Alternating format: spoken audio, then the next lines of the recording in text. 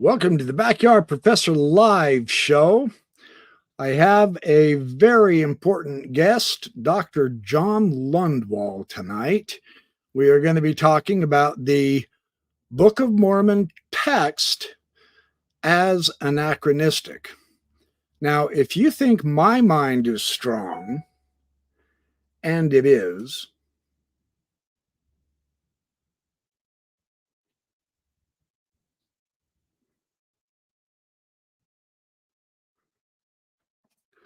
then wait until you see what Dr. Lundwall's mind shows us about the Book of Mormon. So let's not waste any time. We have a boatload of information to share with you. Let's bring on Dr. John Lundwall and say hello to the man and the myth and the legend, Dr. Lundwall. How are you doing tonight? Good evening, Backyard Professor. Glad to be on your show. Well, I'm very grateful that you're on my show. This will be a very educational evening, I'm thinking. So let me first, just so my audience can get to know who you are. I know a lot of them have watched you on the Mormonish podcast. You've done several episodes with them that have been absolutely stellar. And then I will explain what your work has meant to me just briefly, and then we'll give you the floor tonight. Dr. Lundwall holds a doctorate in Mythological Studies, Myth, and Comparative Religion from the Joseph Campbell School, Pacifica Graduate Institute in California. And this is where he teaches. He is the project leader of the Utah Cultural Astronomy Project, and he leads a team of researchers in the field throughout the landscapes of Utah, surveying Native American rock art sites. He is a founding board member of the Utah Valley Astronomy Club, which I aim on joining, by the way, and he works with the state and national parks in Utah to help run the astronomy programs. And early next year, I'll let you clarify this, Dr. Lundwall, you are going to Chichen Itza. I can't remember what time, May or March, and March. It'll be in March. Yeah, you're going to go there and do some more work and do some good videos, I'm hoping. So that's correct. We'll talk about it in a sec. Okay. Basically, what Dr. Lundwall has done for me personally, and I'll show you this I can use J.R.R. Tolkien, The Silmarillion, a book I'm reading, fantastic stuff. The Book of Abraham is what clobbered my faith totally. That was the shelf breaker for me. And yet in my heart, I've always had, if this is a ledge, I've always had a fingertip on that ledge hanging on to the Book of Mormon, imagining, well, perhaps someday something will happen. Something will be discovered. We will have a breakthrough. And Dr. Lundwall's work has shown that even that finger clinging has to let go, because now we understand that the entire text itself of the Book of Mormon is anachronistic. So Dr. Lundwall is going to share with us some of what he does work-wise, and then we will get on with the oral versus the literary world views. We will discuss the way that we use our literary biases to interpret the ancient world, and not necessarily correctly either. And we will come to recognize that they do not read about their theology. They dance it, because theirs is a cosmos view, not a view of history, which is quite remarkable. And then there are various materials on the Book of Mormon we will discuss, showing some of the so-called strongest evidences in its favor used by FAIR may not be so strong after all. The cosmos being run by God's book is another issue that I think is quite fascinating. So, Dr. Lundwall, we are here to learn from your wisdom. Oh, and let me just say, I will put this up real quick just so you all are aware of this. We want you to understand that tonight we are going to be taking super chat questions for Dr. Lundwall, and we can answer these as we can get to them. And so feel free to ask questions in the super chat. And we will have some wonderful audience interaction with everyone and make sure that Dr. Lundwall feels welcome. And so, Dr. Lundwall, I'm done talking, except when I ask a question. I'm going to turn the floor over to you, my friend. Share with us what you have found. Well, thanks, Kerry. Thanks for having me on your show, and thanks for all your watchers for coming and joining us. Hey, Kerry, should I call you Kerry or Backyard Professor? Oh, just call me Kerry. Yeah. All right. Hey, hold up that Silmarillion book again. Oh, sure. Yes. Yeah, Silmarillion. That's a great text. I read The Lord of the Rings in 7th grade. That was my introduction to Tolkien. I hear you're writing a fantasy novel. I am. Yeah, I am. And I am studying a lot of Tolkien's materials from his son as well as him. I am just now rereading the trilogy too. I read The Hobbit in high school and The Two Towers, but I never got through a lot of it. So yeah, I'm going to illustrate it as well. That's my Ahai art on my website. My website is here for those of you who don't know. You can come to here and find my website, and I have an entire channel showing my Ahai art, AIHI. This is the artificial intelligence combined with human intelligence. So yeah, yep, a lot of fun. Very good. I just wanted to point out my undergrad was actually BYU Provo. It was in English literature. Great literature is largely fiction, but great fiction is not the rejection of reality, it's the exploration of reality.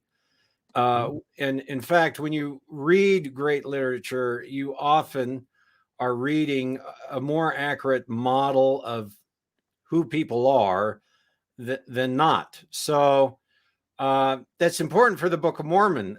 Look, I know a lot of TBMs, family, friends. I love many of them dearly.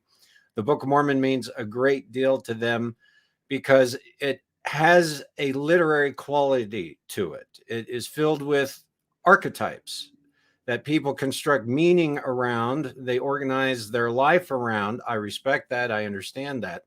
But the standard of proof for the Book of Mormon is not the exploration of reality through literary archetypes. The standard of proof for the Book of Mormon is its historicity. And that is disprovable. I'm sorry, in 1829, it wasn't disprovable. In 1929, it wasn't disprovable. In 2029, it is.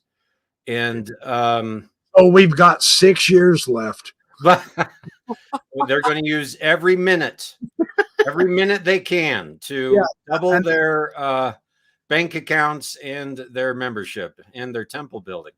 But alas, I mean, at this point, what I'm going to talk about is, basically the structures of thought that emerge out of history, pre-Columbian structures of religion, and how the Book of Mormon is modeled as compared to the rest of the world and history, and we can show it's anachronistic. I thought I would do the discussion through a different door. I've been on Mormonish with Rebecca and Landon.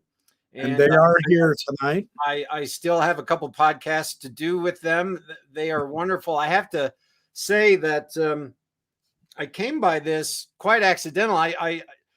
N.B. Lundwall is my grandfather. He wrote 15 church books: Fate of the Persecutors of the Prophet Joseph Smith, Temples of the Most High, Discourses on the Holy Ghost. First to compile and release as a publication, Lectures on Faith, as its own separate publication. So Rebecca and Landon were doing a podcast on my grandfather, and that's how I met them and sort of entered this post-mo world. There you go, Discourses on the Holy Ghost. You've got one of my grandfather's books. Yes, absolutely. He was a compiler, and in the 80s and 90s, most TBMs had at least one of my grandfather's book in their house. But no one reads anymore. So But anyway, I met them, and they asked me to do a podcast on their book club about my work, which isn't Mormonism. I am the project leader of the Utah Cultural Astronomy Project. That's actually, that's my research work. So I work with some surveyors and rock art specialists and archaeologists, and we go and we look at some stuff. So I thought I just, your audience hasn't probably seen any of this, and I just am going to spend a few minutes showing them what I enjoy doing. And that's going to be our link into our discussion tonight. So I'm going to share my screen. I've watched those links that you shared with me, and oh my goodness, they're awesome. I really want to come down to Utah next summer with you and just roam around those wonderful sacred sites and just enjoy, just absorb that, because one, it's gorgeous country, but with your understanding of the Native American spirituality, I would just so love to tap into that. So I'm going to make a date with you someday soon. You're welcome anytime, Carrie. The deserts of Utah are spectacular. They're beautiful. Yes. You can find peace and healing in them. But if you come with me, I have to warn you, you will also hear a fair amount of profanity. That's all good. It's all good. I can dish it just as much as I can. There are issues in the desert. Prickly pear thorns, rattlesnakes, heat, cold. I do most of my work before sunrise and after sunset. And even in the summer, in the high deserts of Utah, it'll be frigid before the sun rises, and then 100 degrees, in the afternoon. And so anyway, it's is what it is. So can you see my screen here, Carrie? Yes. Yep. All right. Here's my title slide, Backyard Professor.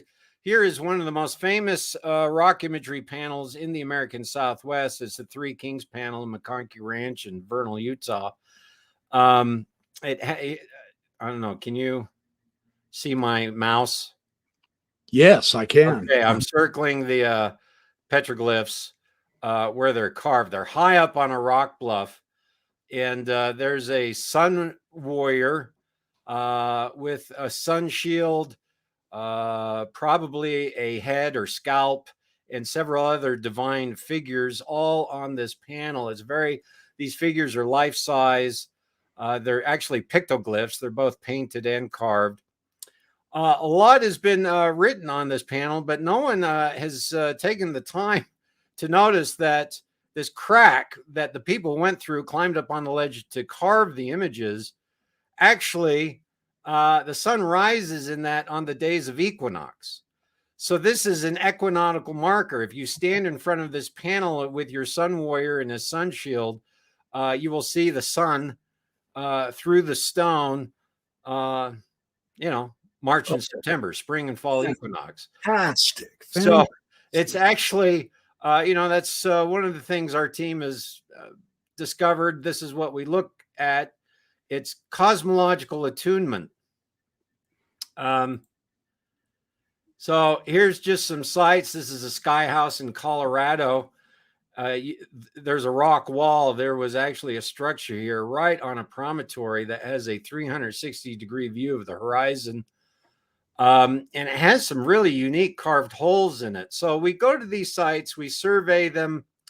Most of them are rock imagery sites. And I'll show you, but some of them are like these viewpoint sites or structure sites that we look at. Here is a rock image of a unique figure with a unique headdress. He's a solar deity. We know that from various other, I can't get into it, but on summer solstice, there's a chevron of light that comes down and fills his headdress. Do you see that? Yes, yeah. That only happens 7 days a year, 3 days before the solstice 3 days after. So we know that because we photographed it and monitored it year round. So, but not only does the chevron of light fill his headdress, a few minutes later, the chevron dips down and wraps his curved staff. And a few minutes later, it comes down and his right leg is twice as long as his left leg, and he ends up perfectly standing on the shadow line. So they use this sun shadow line on summer solstice as their template to paint the size, position, and proportion of the image. So it's really, we've published a paper on this figure, and we're still collating because that headdress is so unique. You don't find it anywhere else in Fremont culture. And I have found a exact duplicate of it in Veracruz, Mexico. So, our thinking is there is definitely influence coming up from Mesoamerica and Mexico. But that's debatable. So again, here's a birthing shrine. Yes, that's a vulva. And here's a remnant of a rock wall. And this is where they gave birth. And the orientation of the shrine to all the sunrises of the year. And when in the ethnography, very often in different cultures, indigenous cultures, the soul is actually a seed from the sun. In Mesoamerica, the soul descended from the highest heaven and was animated by the light and heat of the sun, where it enters the head of the human infant. And so the first thing that appears out of the womb is the head, and that is the seed of the sun. So in any case, these are just some of the things we do when we go out, and what we're seeing is that in the Fremont culture has rock art and rock shrines that are astronomically attuned. They oriented to sunrises, oriented to sunsets, or use the sun shadow lines as part of the rock image panel. We find this, actually, it's ubiquitous. Here's El Castillo, the Temple of Kukulkan in Chichen Itza. On the equinox, the sun rises. I took this shot, by the way, on the left. That's sunrise, not on the equinox. But on the equinox, the sun casts a shadow on these steps against this side stairway, and it creates this slithering serpent. There's actually a serpent head at the bottom motif. And so as the sun moves up the sky, this undulates, the shadow undulates down the pyramid, connecting the top of the pyramid to essentially the courtyard, which is a model of the cosmos. The court here is your primordial sea, out of which creation emerges. Another ubiquitous motif. So just wanted to pitch this. If anyone in your audience is interested, I'm actually leading a tour in the Yucatan on the spring equinox. We will be down in Chichen Itza. I'm going to film the sun shadow phenomenon on the Temple of Kukulkan. But if anyone's interested, you can put the tour link in your show notes, Carrie. It's a discounted fare because I'm taking graduate students, and they're poor graduate students. But to get the discount, you need a coupon code. So you just type my last name in. That's going to get you $450 off. And you type in Pacifica at the deposit, and that gives you another $250 off. So you end up saving quite a bit of money. If they're interested, they can DM me, or just click the link. Anyway, we will be doing all, Uxmal, Ekbalam, Chichen Itza, Labna, Loltun Cave. It's going to be a fantastic trip. I'll be leading it with Evan Lansing Smith. He's a Joseph Campbell scholar. Traveled with Joseph Campbell, my personal friend. He's an amazing human being, and Adept Expeditions. All right. That's what I do. That's my pitch. Now let's start the show, shall we? I thought that was a fantastic start to the show right there. Well, some people ask, I where have you been? That's where I am. I'm new to the Mormon podcasting. I'm generally, when I'm not teaching or working, I'm out in the desert doing that. So actually, most of our work is in the library, reading ethnography. And then the rest of our work is out in the field, looking at some of these sites. Yeah. All right. I've spent the last 20 years, Carrie, studying oral cultures, mythological materials, mythological texts, which is, an oxymoron. And it was actually 2015, 2016 that I sat down and read the Book of Mormon with my area of study in mind. I just read the Book of Mormon with orality and literacy in mind. And quite frankly, it's a death, in my view, it's a death blow to the historicity of the Book of Mormon, which is, that's a death blow to the foundational claims of Mormonism. So here it is. Here's what I discovered when reading the Book of Mormon with orality and literacy in mind. I've gone over this on some other podcasts, so I'm going to sort of shorten this and add a few little new material, but your audience can ask questions as they want. Okay, I do have a question right now if you'd like to answer it real quick. You bet. Vincent, thank you, Doug. And thank you, Steve Acosta, for the super chat from someone else. Doug asks, when is John going to rebut Mormonism with the Murph? Yeah, so Brant Garner was on Mormonism with the Murph, and I don't know Mormonism with the Murph, but I did watch that episode, and I am going to do an episode on Mormonish with Rebecca and Landon to discuss Brant's material. So that'll be in December, though. I'll make you a deal, Dr. Lundwall. I have already had a wonderful email from my good friend Jonathan Neville, who is a Heartland model Book of Mormon scholar, and he has asked me to allow him a chance to respond to tonight's episode, and I will have you respond to his response then. Mormonish can talk with you about the responding to Brant Gardner, and I can have you respond to Dr. Neville. So we'll get this dialogue going here. I don't mind the dialogue. I actually enjoy the dialogue. Dr. Neville is without question one of the best scholars and the most pure gentleman.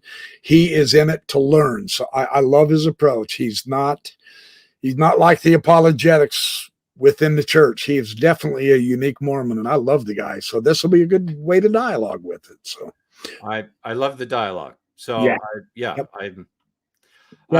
quite frankly, I don't know Brant Gardner, but he comes across as smart, educated, and defending his faith. I don't mind any of that. I don't mind people defending their faith. So the dialogue, the truth is what interests me, and so that's, I'll make my arguments. Yep. Was there a question, or do I move on? No, you go ahead. You take right off, friend. The greatest anachronism in the Book of Mormon is the text itself. So you read the Book of Mormon with orality and literacy in mind, and we're going to talk about what that means here in a few slides. And you can't get past page 1 before you run into a problem. By page 5, you're 2 feet in the problem.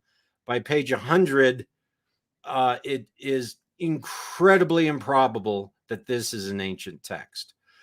The second thing, once you understand that, then a tight translation becomes impossible, and a loose translation is an act of violence. So Brant Gardner actually talked about this, and I think he misunderstands what I'm saying in this assertion. So I will have to go over that on Mormonish podcast to clarify what I mean.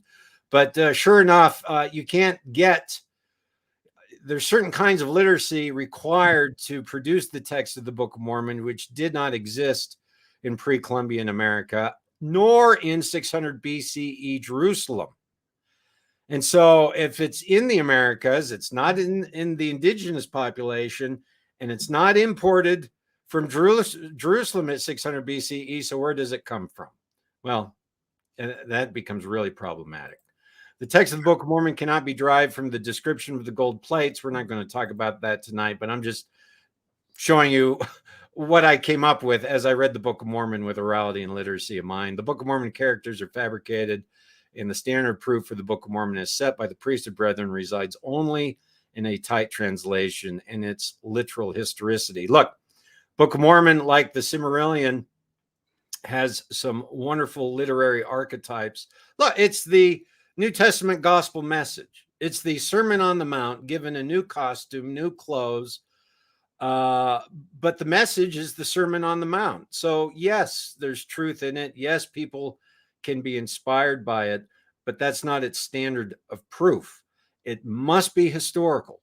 It must have happened. It must have been a real text on a real gold plates by real people, because if there's no angel Moroni, if it's not historical, there's no angel Moroni. And if there's no angel Moroni, there's no Peter, James, and John. If there's no Peter, James, and John, you get my point. There's no priesthood keys. Everything starts falling apart. Joseph Smith set up Mormonism on an entirely historical Book of Mormon, but he also set it up on an entirely literary Book of Mormon. Mm-hmm. So this has problems. Well, and this is the avenue that the church has perpetuated. So this is not some kind of a flimsy scholarly standard that you as a scholar have come up with, Dr. Lundwall. The church itself is the standard bearer here for how to approach the Book of Mormon, correct? This isn't just a whim. No, right. They set the standard. Yes. You know, may I take a lateral parenthetical? Absolutely. You know, look, when it comes to people in the church, apologists, Brant, Jonathan Neville, I'm happy to have discussions, and hopefully at the end of the day, we can, no matter how passionate our arguments get, still break bread together. I'm good with that. I have one standard for them and a completely different standard for the brethren who say they are the Lord's anointed. They are the people who set the standard for the church, for the Book of Mormon, and for themselves. And once you say that you're the Lord's anointed, that you represent God, that you owe me 10% of your gross income, that I can rummage through your personal life in many various ways. Once you cross that line, then you have set for yourself an entirely different standard. So I have a different standard for the brethren than I do for the apologists. And that standard is the standard they set. I didn't set it. And it's the absolute highest standard possible. So, you know, a couple months ago, a gentleman named Tad McAllister gave a talk. Someone gave me a link to it, showing the 5 evidences of the historicity of the Book of Mormon. He gave it Ensign College. And again, he argues textual complexity but he calls himself the Lord's anointed.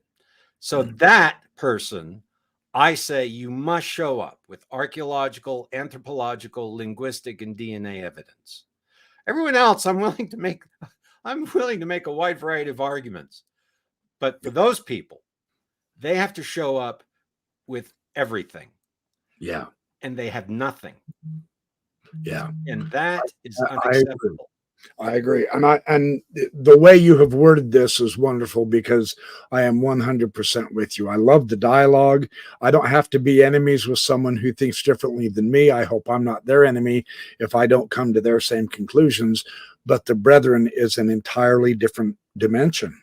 As you're saying, from that point of view on, you must have the evidence, or you can't make those. Now, the literary complexity, that's going to be a big deal tonight, because that didn't even exist. No, And so actually, to use that as the basis is really bad. the number one argument they go to for authenticity of the Book of Mormon is the literary complexity of the text. They're trying to prove the text by the text. They have no archaeology, anthropology, linguistics, or DNA, so they're going to argue the complexity of the text. Well, tonight I'm going to say that argument goes against the Book of Mormon, not for the Book of Mormon. Sorry, but it's like the metal plates that Scripture Central shows saying, look, these validate the claims of the Book of Mormon. We have all these records on gold plates. Well, if you look at them, they end up being arguments against the Book of Mormon, not arguments for the Book of Mormon. Textual complexity ends up being arguments against the Book of Mormon, not for the Book of Mormon. So we'll get into that. All right. You still see my screen, Carrie? Yes, you're on oral and literate mediums. Yes. Okay. Okay. Here we go, gentlemen. Here we go. Ladies, thank you for all the super chats, by the way. No questions yet other than the one, but we do appreciate your support so that we can continue having excellent scholars. And we will have John Lundwall back many times, just like Mormonish is doing. We are going to ring him for every bit of wisdom this man possesses. So. Okay, well, purchase some rum. All right. So what do I mean by orality and literacy? Well, look, the human being is the modern Homo sapiens, at least 200,000 years old, but about 70,000 BCE, we have burials in the fetal position, suggesting perhaps motifs of rebirth and metaphysics, art, sophisticated art, even by 50,000 BCE. So for 100,000 years, the modern Homo sapien has been doing what modern Homo sapiens has been doing. I have here on this bottom line, writing is 3,500 BC in Mesopotamia. So for vast stretches, for 98% of human history, okay, and then, so when writing is invented, we have a few thousand years, 5,000 years from here to here, where writing evolves. And so what I have here are different modes of culture and linguistic models where for most of human history, there was no writing. We call that primary orality. They operated within the mythic canon. Writing's invented. And it turns out, as soon as writing is invented, a lot of people, including scholars from diverse fields, make an assumption that as soon as you have writing, you have full literacy. And that just isn't the case. Orality structures thought. It structures thinking.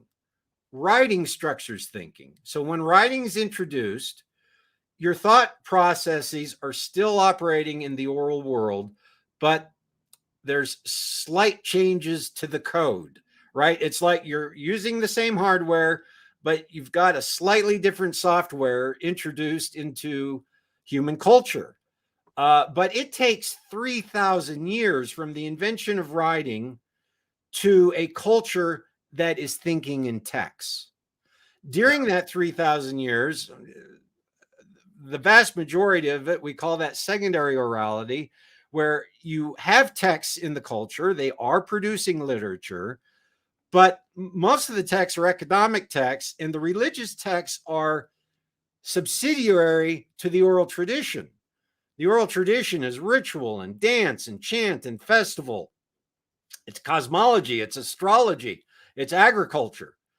And so we'll look at some examples, but for a very long period, these writing societies, Egypt, Babylon, Persia, right, Mycenae, ancient Greece, even, their writing, the religious writing, is serving an oral ritual tradition. But then we do get innovation in the writing systems, and that's the invention of a phonetic alphabet. And again, once that's invented, things don't change overnight. That third square. Yes, above this that third 10%. square, So we're still way before our day. way before our day. The earliest alphabet appears in Egypt with some apparently slaves about 1800 BCE. But the Phoenicians develop an alphabet for their society. That's a culture-wide alphabet. It's 1400 BCE. That's what descends into Greece. That's what the Hebrews adopt. So that's several centuries of transition. But basically, the earlier systems are logographic systems, picture writing. And of course, the pictures still represent sounds, such as we get in Egyptian hieroglyphs. Sure. But over time, with your alphabets, you get abstract symbols. They're no longer pictures. They once were pictures, but they're no longer pictures. They're abstract symbols.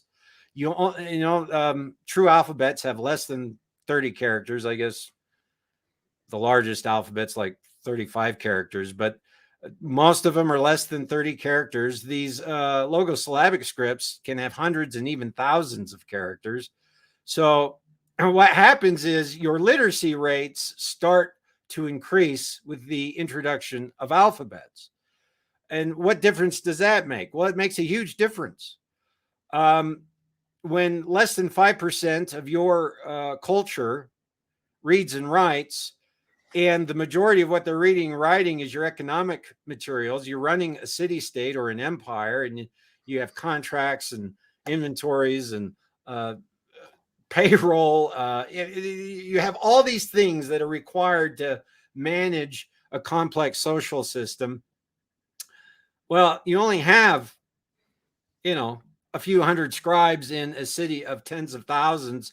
So most of them are consumed by this process. Well, if you double the scribes, most of them are still consumed by the process, but now you start getting a literary class, right? People who don't have to spend all their time on the economic stuff. They start developing other genres of text. Mhm. So this evolves over time. And of course, it's not till the late Roman period.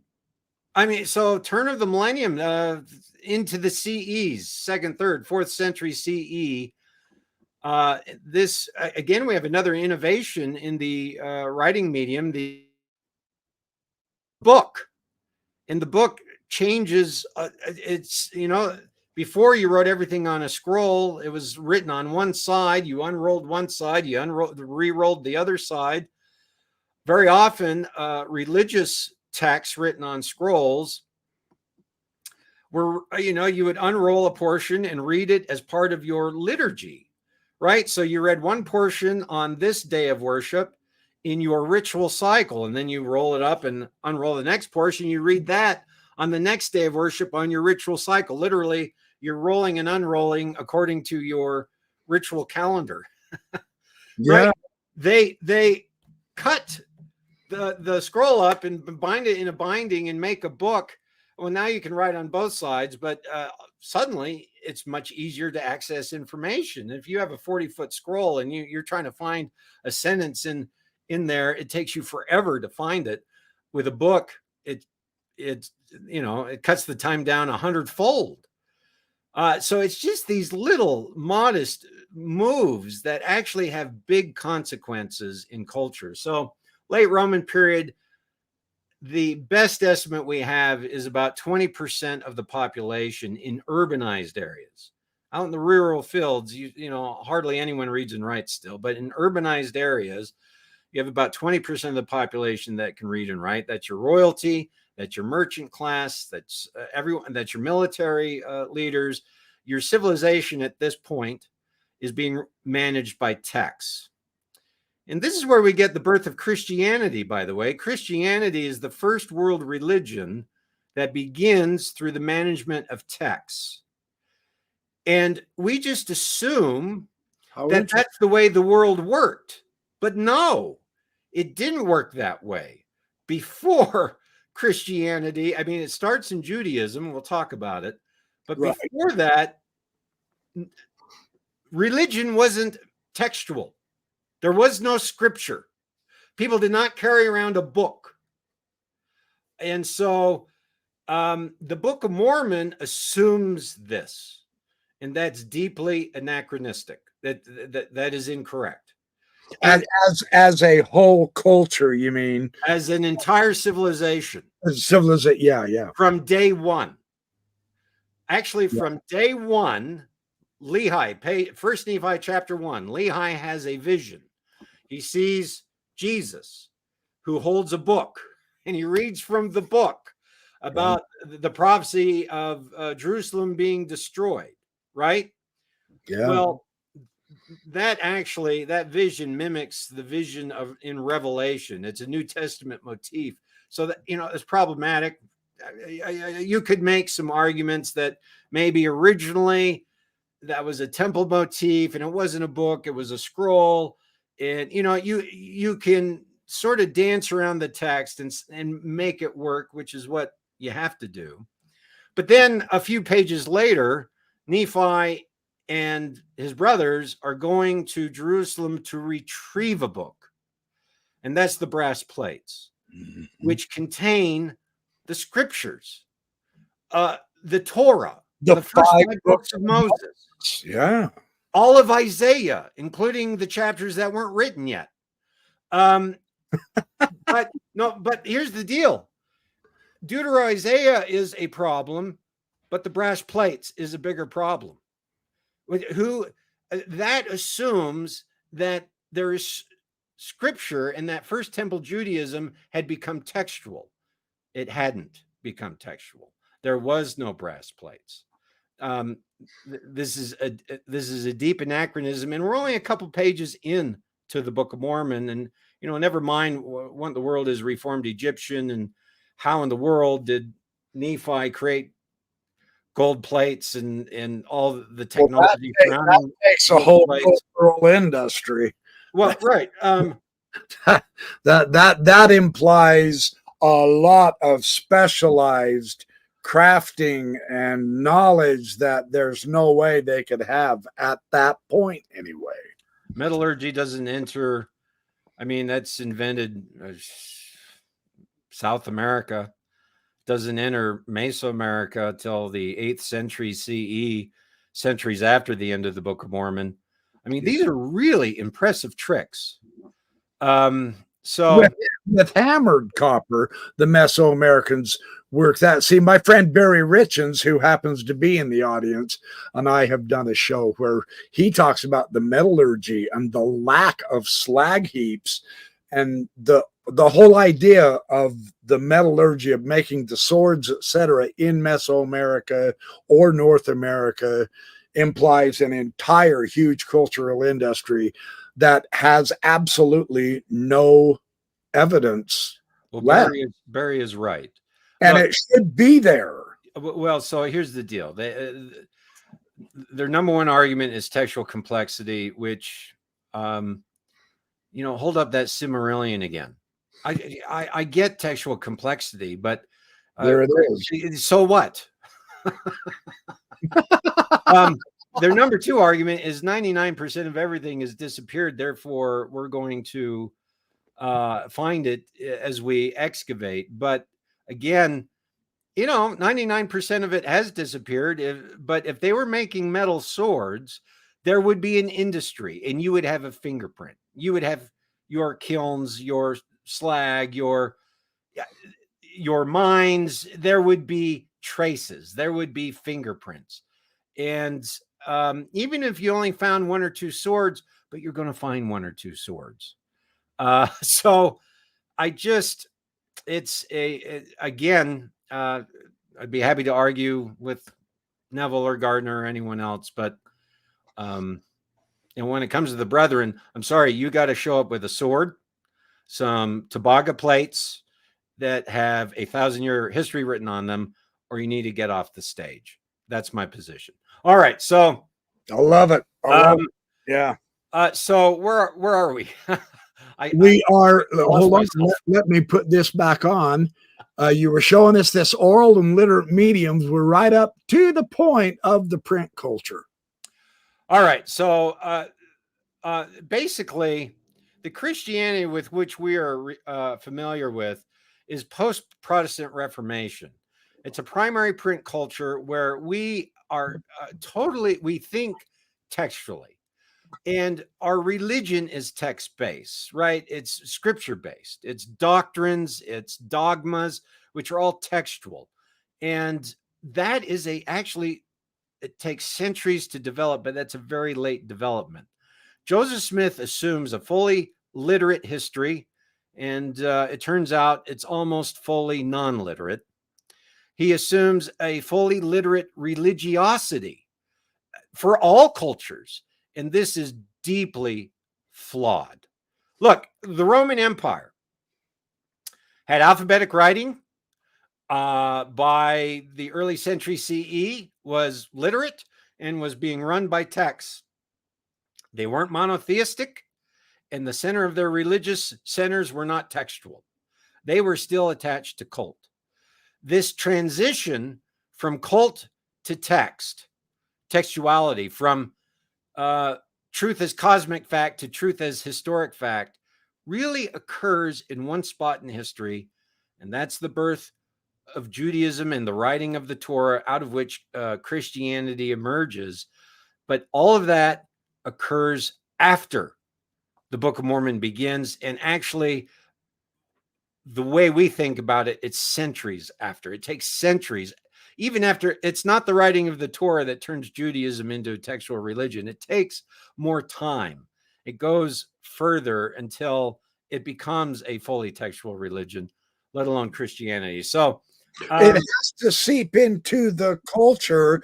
And back then, they didn't have cars and highways to travel the 100 miles or whatever. I know their land is small. I get that. But it would take them months and weeks and months to travel back and forth. And so for the entire area to become literate Judaism, that's what you're saying, right? That yes. is okay. They get that alphabet and they do write the Torah. But just as a general reference, I have seen, I mean, even Dan McClellan talks about this in his fabulous podcast. The actual Old Testament was not even begun to get started being written, David Bokovoy also, until after 600 BC. It was the return of the Babylonians coming back that began to put their national epic together. And that is where the Old Testament began. But that wouldn't mean all of a sudden everyone knows that Old Testament. That would have taken centuries. Is that what you're saying? Yes. Yeah. For it to be absorbed, of course. To be So absorbed. they're still in an oral culture, even though they now have the alphabetic writing and the syllabic, and they're working toward it, but they've still got that. I loved your definition on Mormonish. Sorry to interrupt you, but your definition of myth is the observation of nature, the cosmos. Their television was the night sky. And so that was tied in with, they were describing what was happening in the world and the cosmos. That's mythology. Literacy gives us history, and that would take a while to absorb. It's a completely different mindset, right? That is correct. So, look, First Temple Judaism is the center of the religion is the temple cult. So there is your ritual, your cosmology, your that is how they practice their religion. It's not a text. There are no brass plates. The temenos. It's the temenos. The hierocentric state is how Nibley put it. Yeah. The hierocentric state, which is not text-based. It's ritual-based. It's cosmological. Now, of course, their temple gets sacked. Jerusalem is destroyed, 587 BCE. And they're exiled for 70 years or so. And they make a daring move. They decide to transpose their sacred center, the cult at the temple, into a text. Now, the center of the religion is portable. It can go anywhere. And it's not a prescribed set of rituals done by a certain small class of priests. It's ideas in a text. It changes everything, and eventually it invents Western civilization. But again, it takes a long time for that change to happen. The Book of Mormon assumes this has happened at 600 BCE, and we're still centuries away from that happening. That's the key. Yeah. I don't know how much I want to really get into this. I'll It's just all quickly say that oral thinking and secondary oral thinking is rooted in a different epistemology, a different way to collect, collate information, transmit information, a different way to think about information. So the graphic on your screen, look, oral people are just as smart as literate people. They're not illiterate, they're pre-literate. And there are, in every age, you have your Keplers and Galileos and your mob, right? That's consistent. 50,000 BCE, 10,000 AD, you're going to have that. So, but oral peoples observe, their printing press is the world they observe. And there's the world above, and then there's the world below. There's nature, the landscape, the weather patterns, the animal patterns, the migrations, human patterns, and then there's the sky, sun, moon, stars. They often correlate the two. And so, but they look at, for example, a certain star rises on the horizon before the sunrise, and that's the time when the season changes, the wind changes, the animals migrate into the valley. They connect all those things. And so the star, the seasons, the wind, the animals, they are all connected and personified. So there's a divine power in that star that causes the seasonal change. There's a divine power in the seasonal change. There's a divine power that animates the animals. And so these divine powers are personified into polytheistic systems, into divinities. Orality produces polytheism, also henotheism. I'm not going to get into that. Right. In order to transmit what you know without any writing, not even a conception of writing for most of history, you have to encode your information in different mediums. So you're repeating your information in as many different ways as you can. So you will code it in a narrative. This becomes myth. You encode it in a ritual, and very often your ritual is repeating the myth. You will dance, sing, chant, or perform some liturgy, parts of which are mythological scenarios. And when you tell a myth, it turns out motifs in the myths, they seem like gibberish to us, oversized characters, and and all the deities are copulating with everyone. The heroes are killing every. I mean, it seems bizarre to us, but first off, outsized, oversized narrative elements are easier to remember. Oh. Do everything they can to remember. So your motifs in your sacred narratives are going to be outrageous and oversized. This serves memory. But there are motifs that make no sense, and sometimes they make no sense because they're actually ritual episodes. You've got rituals reciting mythological episodes. You've got mythologies reciting ritual episodes. We've lost the context.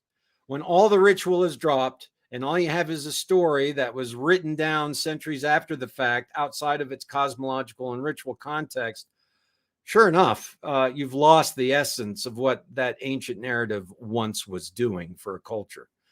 And so they observe the cosmos, they repeat that cosmos in narrative, they repeat that cosmos in ritual, and they observe it from a sacred space.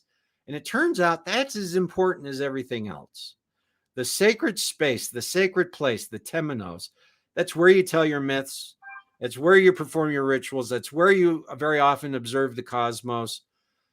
And even in pre-agrarian societies, they're hunter-gatherers. And we just assume that they're, the landscape is the sacred space, and they just move and follow the herds, and they're one with nature. But very often, hunter-gatherer societies are pilgrimage societies. They move from sacred space to sacred space, which also happens to follow the food chain, but they've linked them. They've I've got to be here when the sun rises here, because the animals that I hunt will be there, but I also have to be there to do my ritual to the deity that represents the sun and the animals that I hunt. Do you understand what I'm saying? I do. Yes. Yeah. This is interesting how it ties. We've poo-pooed that because we don't have that mindset of the No, we of don't the have that mindset. thinking. Yeah, that's interesting. So, in fact, much of this mindset is irretrievable. There's a permanent epistemological wall between orality and literacy, and I am describing the oral world as a literate thinker. And in fact, even my That's even my interesting. graphic here, the oral and printing press, I'm Is using a literate metaphor for an oral category. That's incorrect. yeah. And I admit that's incorrect, but I think literately, I think literate thoughts. And so I'm doing my best to formulate how this works from my research, observation, ethnography. But sure enough, there are big parts of it that are irretrievable. All right. Yeah. Well, I'm going to move on. Yeah, Look, absolutely. so here is some essential epistemological differences between oral and literate thinking. And when I say oral, I also mean secondary orality. Cultures that had writing for thousands of years even, but still operated within the oral structures of the culture. Writing was a tool that served that. At some point, there's a transition where the writing itself becomes the primary tool of the culture. That's the transition between secondary orality and literacy. It's not a tight line. It's fuzzy. There's overlap. But what we can say is, for most of history, for oral people, they don't make history. They don't. I mean, think about what it takes to create a modern history. You need sources, notes, stacks of information. Oral people can't do any of that, right? If you have no text, how do you keep a history? Well, you don't. So oral peoples mythologize history, and so they do want to remember events. Okay, so say that again. Oral people mythologize the history. That's why. So if I'm understanding you correctly, we are wrong to poo-poo mythology as just fake history. Would that be accurate to say? Look, ancient mythology represented reality. If you are come across a mythological narrative or motif, we think it's gibberish, but you should sit up, pay attention, because you're encountering what the ancient people saw as truth. Okay. Also, ancient mythology has historical content. Yeah, I'll give an anecdotal example. You have the voodoo culture in the Caribbean. There's an African diaspora. That culture actually emerges from African diaspora and then the Christian influence. Those three elements fuse together in what becomes voodooan religion. This is where we get the origin of the zombie. They are bringing forth the dead from the underworld, but what we've done to that is hilarious. So there are spirits in the other world called Loa, and they are the divine spirits. And the Loa, they're also a ancestor worship that they do, where they commemorate people from the village, real historical people. And they commemorate them at the appearance of the Loa that appear in the underworld. Well, over a few generations, the biography of the person you remember gets fused with the entity that appears from the underworld. And so the Loa ends up adopting the biographical information of the historical person and over time the historical person gets forgotten, but the Loa expands and is now, this Loa, this spirit, is the one behind the founding of the village. Well, originally there was a person they were remembering that founded the village, but it gets transposed onto what can be remembered. And what is remembered is what they practice every year in their rituals, which include bringing up spirits from the other world. Does that make sense? It does, yes. So very often what we would call mythological content does have mythological material does have historical content. So there are a lot of people, a lot of scholars who, believe the story of Abraham and Moses is purely mythological. It is mythological, but that doesn't mean it doesn't have any historical content to it. But by the time it gets to us, that history it emerges from an oral tradition where truth was cosmic fact, not historic fact. By the time it gets transitioned into a literate history, we've already lost most of the context. I'm just saying there could be historical nuggets in these narratives, but we read them as pure history, and they're not. Oral peoples mythologize history, literate peoples historicize myth. So we historicize the myth and make it history. So now we read Genesis. There actually was an Adam and Eve. There was a Noah, and he built an ark, and he put 2 of every animal on the earth, and there was a global flood. We read this literally. We read it historically, because truth to us is historic fact. That's how literate people think. But the people who composed those narratives, they were oral narratives first. And to those people, truth was cosmic fact. So that flood, they weren't reciting a biography of a man named Noah. They were reenacting a cosmogonic narrative that was wed to the ritual cycle that kept the rains coming, that kept the agricultural cycle coming, and kept the king in power.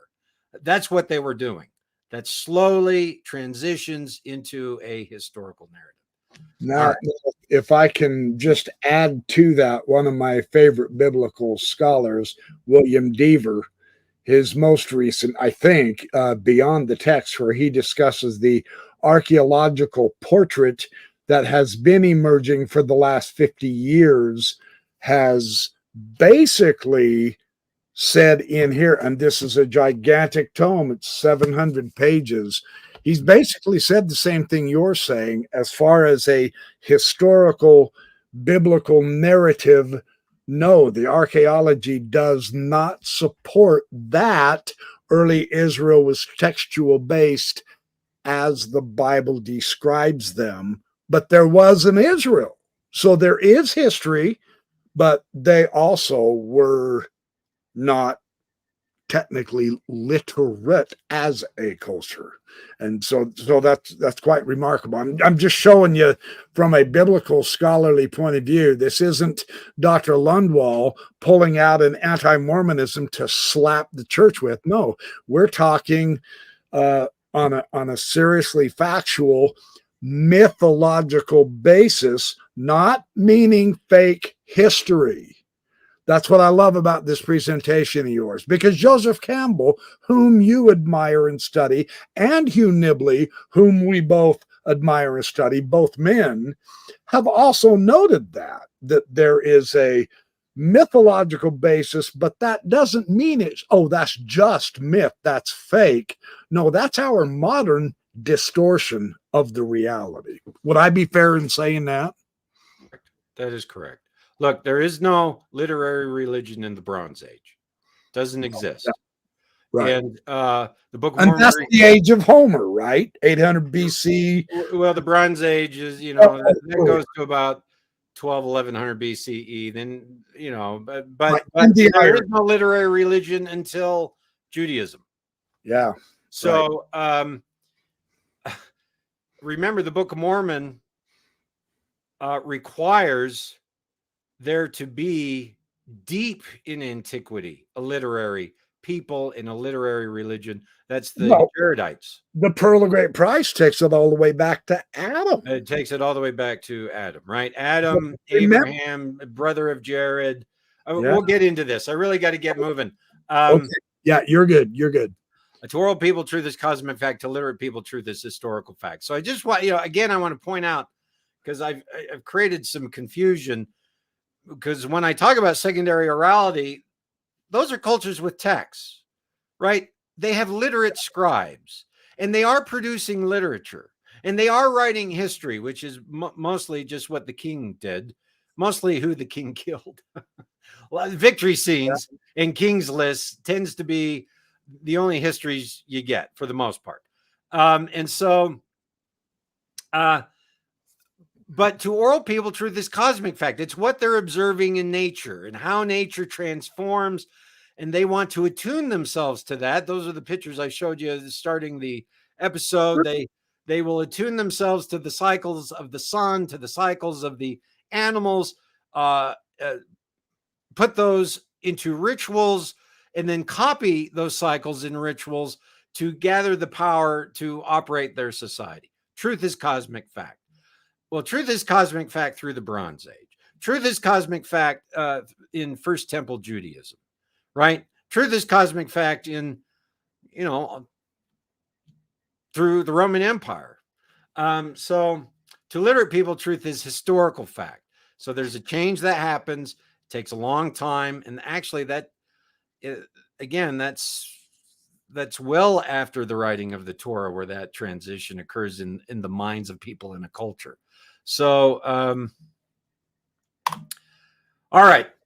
I'm just going to, on the left here, I'm going to show you why this is problematic. On the left, I have a quote from Bart Ehrman in Misquoting Jesus, where he writes, quote, "For modern people intimately familiar with any of the major contemporary Western religions, Judaism, Christianity, Islam, these are the religions of the book," right? It may be hard to imagine, but books played virtually no role in the polytheistic religions of the ancient Western world. These religions were almost exclusively concerned with honoring the gods through ritual acts of sacrifice. There were no doctrines to be learned, as explained in books, and almost no ethical principles to be followed, as laid out in books, end quote. In other words, again, for most of history, religion is not textual. And with that, religion is not doctrinal. Oh. Religion is not sermonized. Religion is not an artifact of books, and therefore it's not rooted in scripture. It's not rooted in texts. It's rooted in the things you see in nature.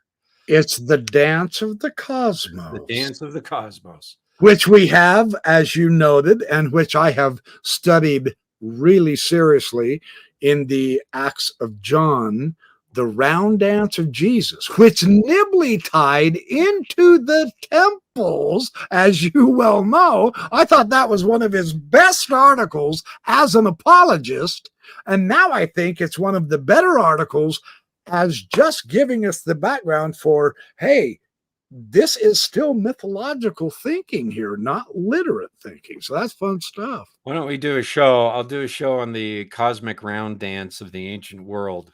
I'd love to have you back and do that with you. It's a date for sure. So can I read this part on Nephi? So I'm comparing what Bart Ehrman just wrote, and then let's read 2 Nephi 29, 10 through 12. Can you read it, Gary? Sure. Wherefore, because that ye have a Bible, ye need not suppose that it contains all my words, neither need ye suppose that I have not caused more to be written. For I command all men, both in the east and in the west, and in the north and in the south, and in the islands of the sea, that they shall write the words which I speak unto them. For out of the books which shall be written, I will judge the world, every man according to their works, according to that which is written. For behold, I shall speak unto the Jews, and they shall write it. And it shall also speak unto the Nephites, and they shall write it. And I shall also speak unto the other tribes of the house of Israel, which I have led away, and they shall write it. And I shall also speak unto all nations of the earth, and they shall write it. Okay. Well, shit. Yeah. That is deeply problematic. That kills it right there. That's It the back. does, because here we are given a view of history and religion as totally literary, as in literate, as in the revelation of God is in a text and it's universal. Wherever God speaks, it's a textual revelation. The In culture, all right, nations. Yeah. all nations, the islands of the sea throughout all history. And that is the worldview in the Pearl of Great Price. That is the worldview of Adam, the brother of Jared, the Jaredites, the Tower of Babel, Abraham, the patriarchs, Enoch, all the way down to the Nephites, right? The world over.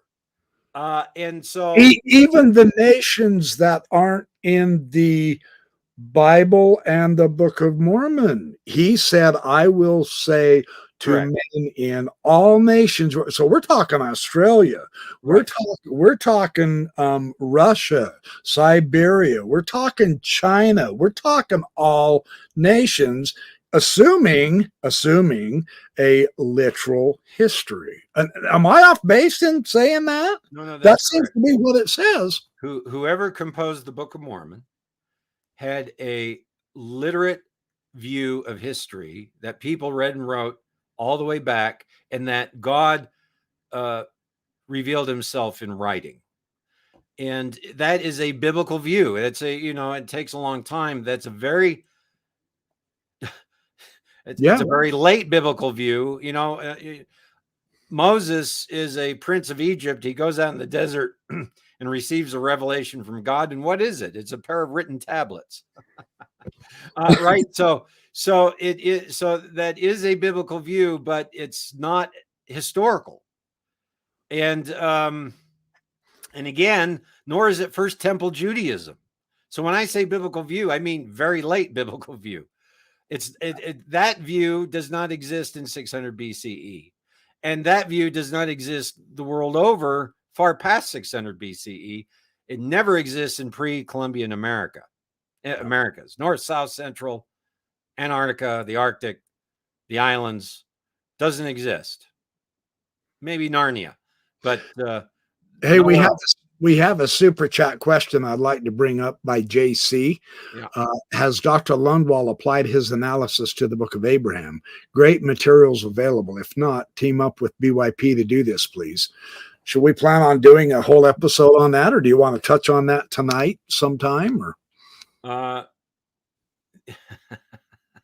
in a way, it's simple to do. It's simple to put this analysis. We could answer your question, JC. The Book of Abraham fundamentally says there is a record beginning with the Adam's Book of Remembrance, and that was handed down through the fathers, and that's the record Abraham got. The Book of Enoch, that section in Moses 7. So the Book of Moses itself is part of that record. Then the Book of Abraham from the papyri, etc. None of that has any basis in reality. That destroys the Book of Abraham. The whole philosophical, psychological premise of the basis of Joseph Smith's patriarchal priesthood, as well as history literate from the very beginning, is eliminated with this. Would I be off base in saying that, Dr. Lundwall? It's not historical.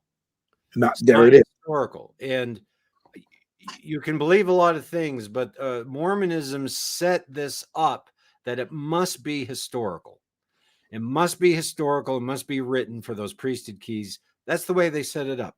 I didn't set it up that way. That's the way they set it up. So sure enough, you read the Pearl of Great Price. I think it's Moses chapter 6. Adam writes. The language of Adam is a written language, and that writing is a priesthood. So from the very beginning, and of course, Adam is Ancient of Days. He's the first literate human being. who believes in a monotheistic God. I mean, anachronism. He didn't even have a spelling teacher. He was the first man. Adam is not a human being. He's not a he's a cosmic fact. He's not a historic fact. Oh, I like how you put that. Is the archetype of humanity. Look, who are the first human beings in the Bible?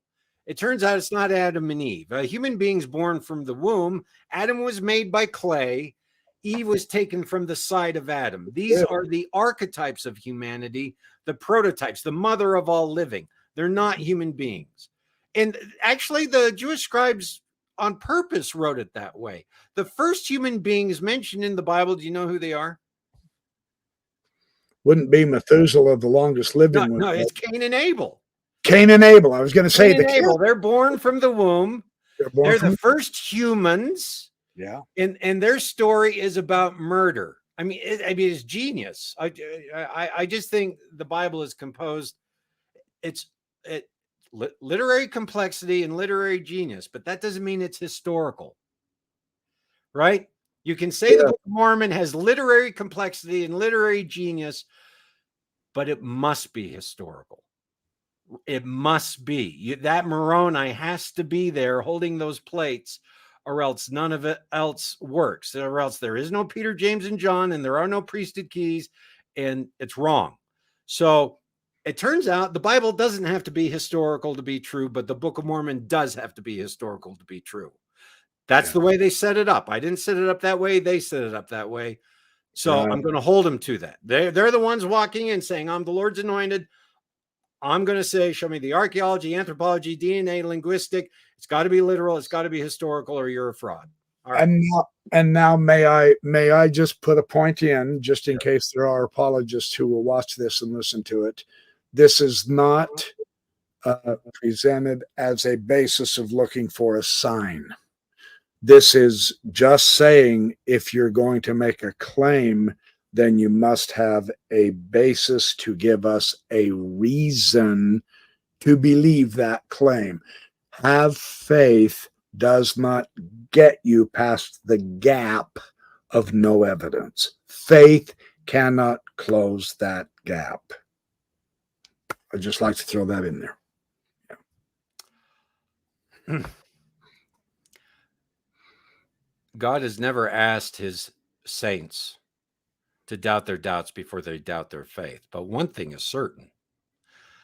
He has demanded the people who call themselves his representatives to prove the faith, to prove their claims.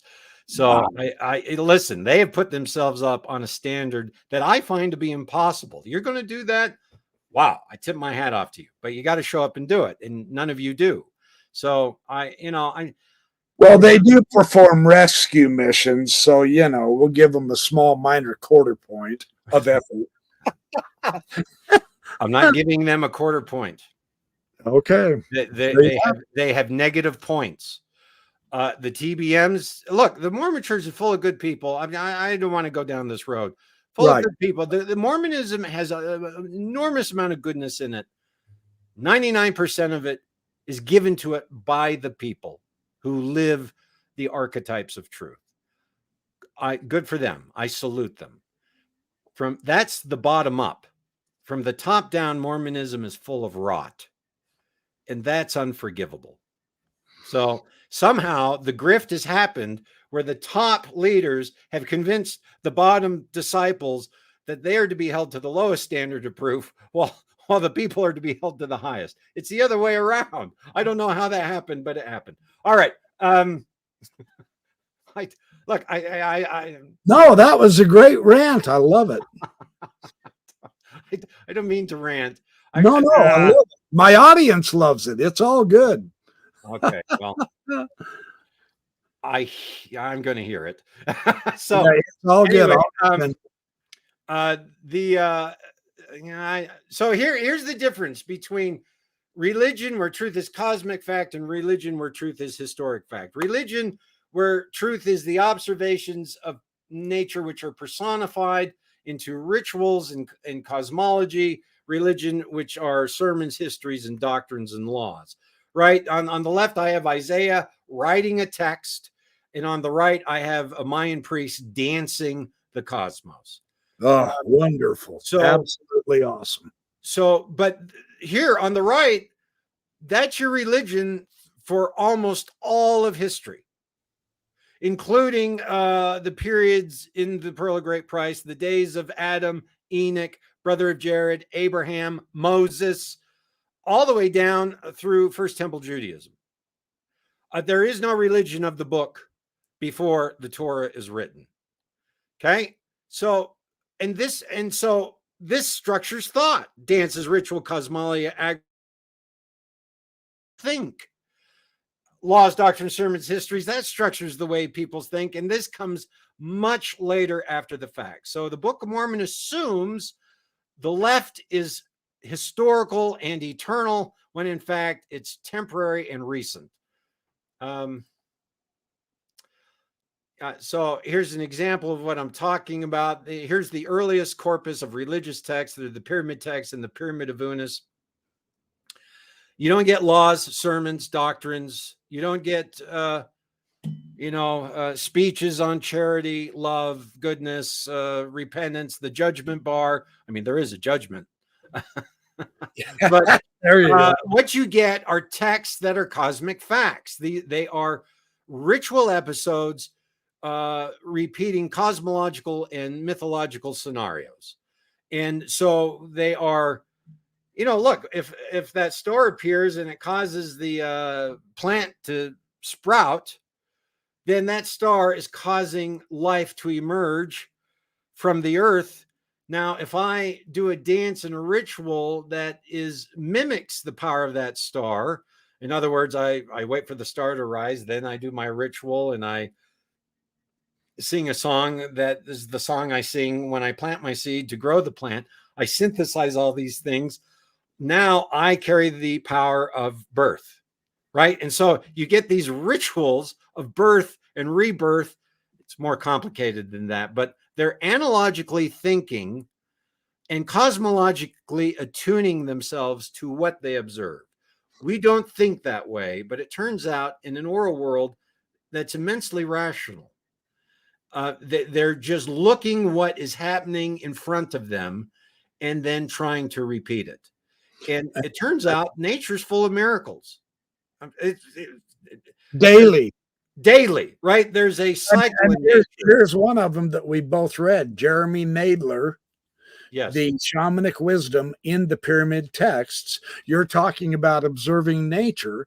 The whole point of that Unas pyramid, which Jeremy Nadler writes about in a wonderful explanation of the mysticism, is the people getting into what? The circuit of the sun. Yes. And their symbol was the sun boat, becoming one with Ray to get in that what? Eternal cycle. Why?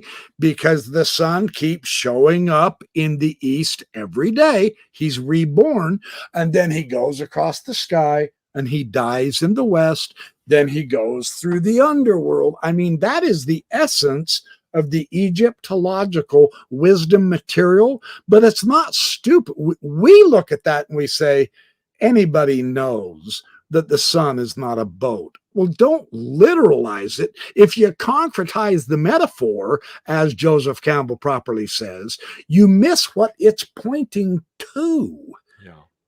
And so that's a beautiful explanation, that star, as well as this sun cycle with that Unas pyramid. So this is a great picture. You took this picture yourself, didn't you? I did, yes. I'm so jealous you've been there. Ooh, man. I actually had these colored lights. They let me put them out. And I put a different color LED light on each different wall so I would know which wall I was looking at through the chambers. Oh, nice. Notice the stars on the ceiling there, you guys. Exactly. This is truth as cosmic fact. And, this pyramid was built not to get the Pharaoh to the moon, but to bring the moon down to Pharaoh. Not to get the man to the sun, but to bring the sun down to the man through analogical ritual and cosmic attunement. So that's their thought world. Well, it turns out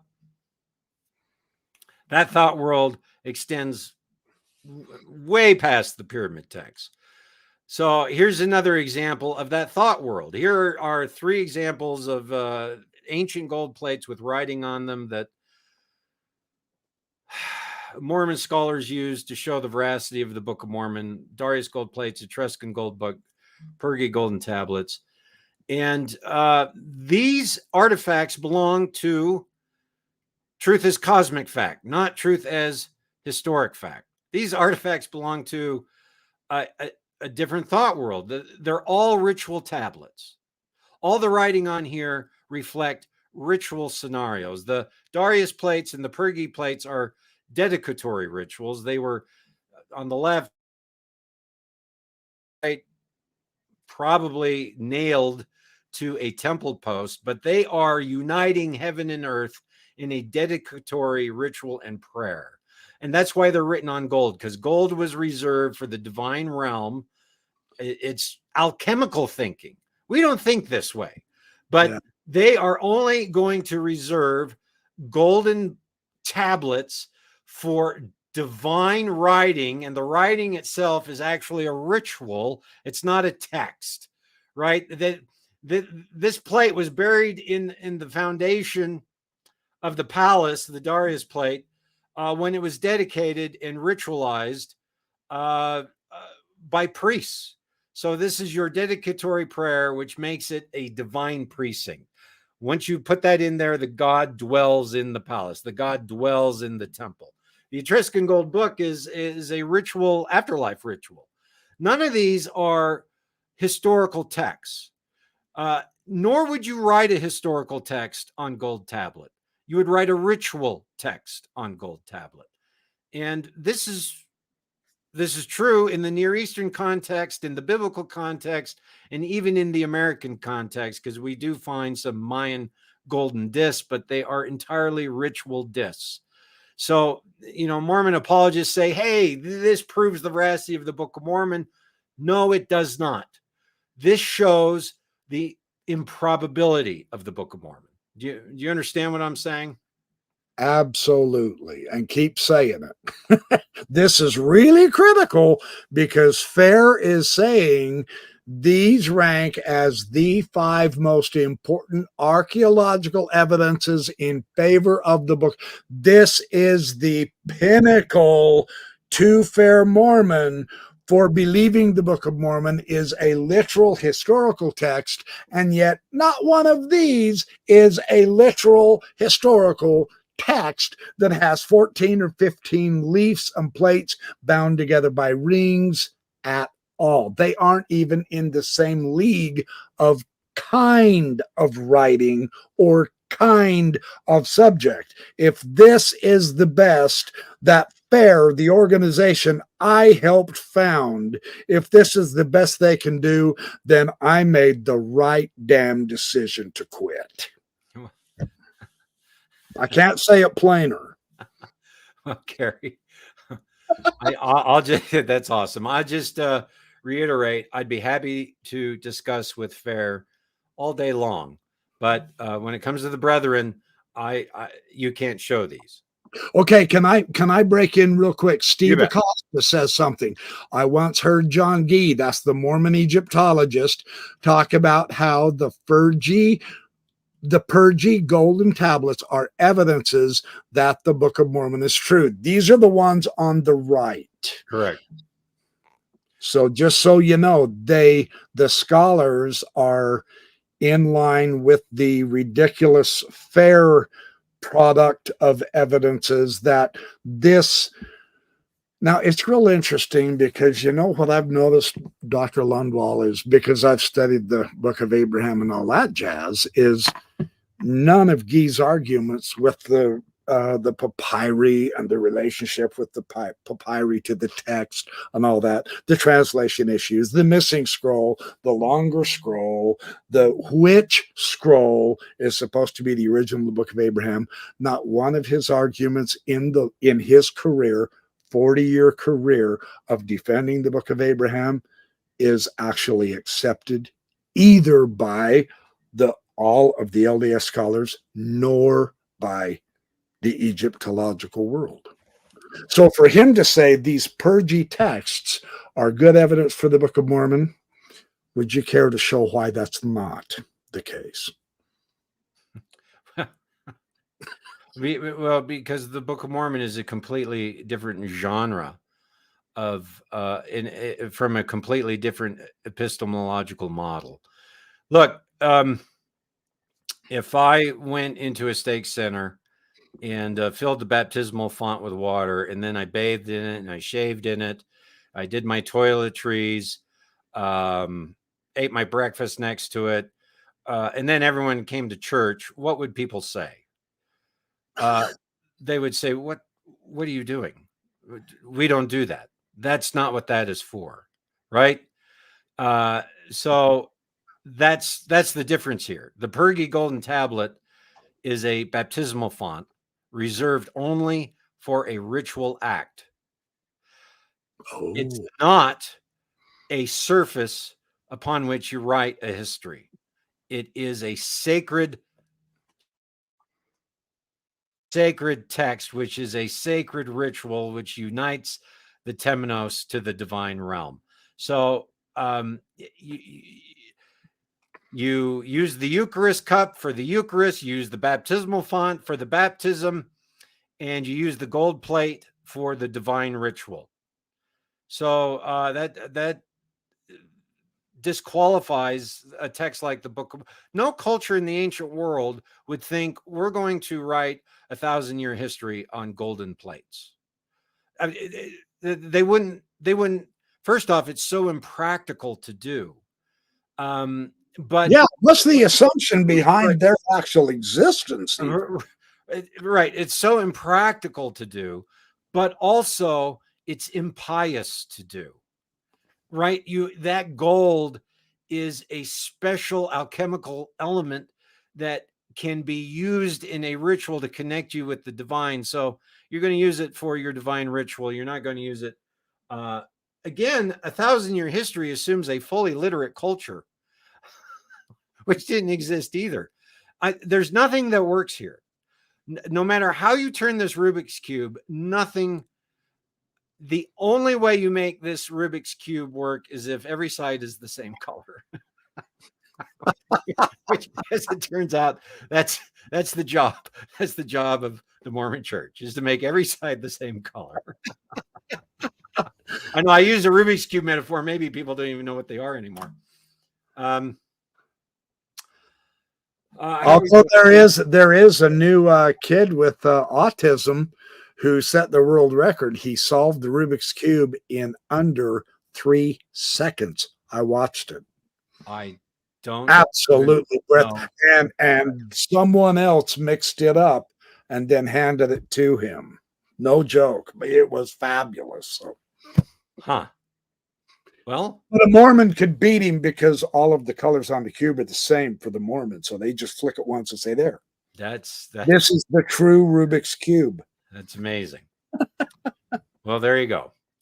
Yeah, I'm going to. So here is a slide where I'm taking this idea of oral societies and literate societies, and I'm applying it to the traditional timeline of the Bible.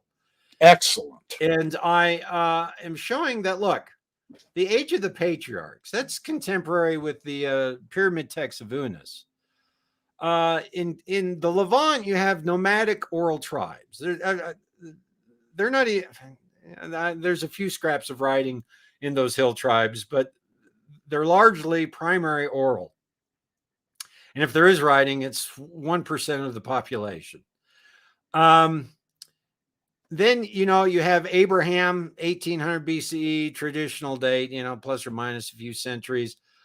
Again, Pearl of Great Price assumes that he's got a record. It's been handed down generation to generation from the days of Adam through the patriarchs. No, he doesn't. No one's keeping a history. Whoops. I don't know what happened there. No one's keeping a history. No one's keeping a record. There is no scripture. There is no textuality of religion. That's all ritual and cosmology. You have Moses, 1300 BCE. Same thing. This is secondary orality. The Egyptians have writing. They are producing literature. They are creating victory stelas. But the center of their cult is still ritual. It's not text. So look, you have King David. You know, the Amarna letters, 1350 BCE, they never mention Israel. The Merneptah stela, 1207 BCE, that's the first time we get a mention of a kingdom of Israel. It's an Egyptian stela.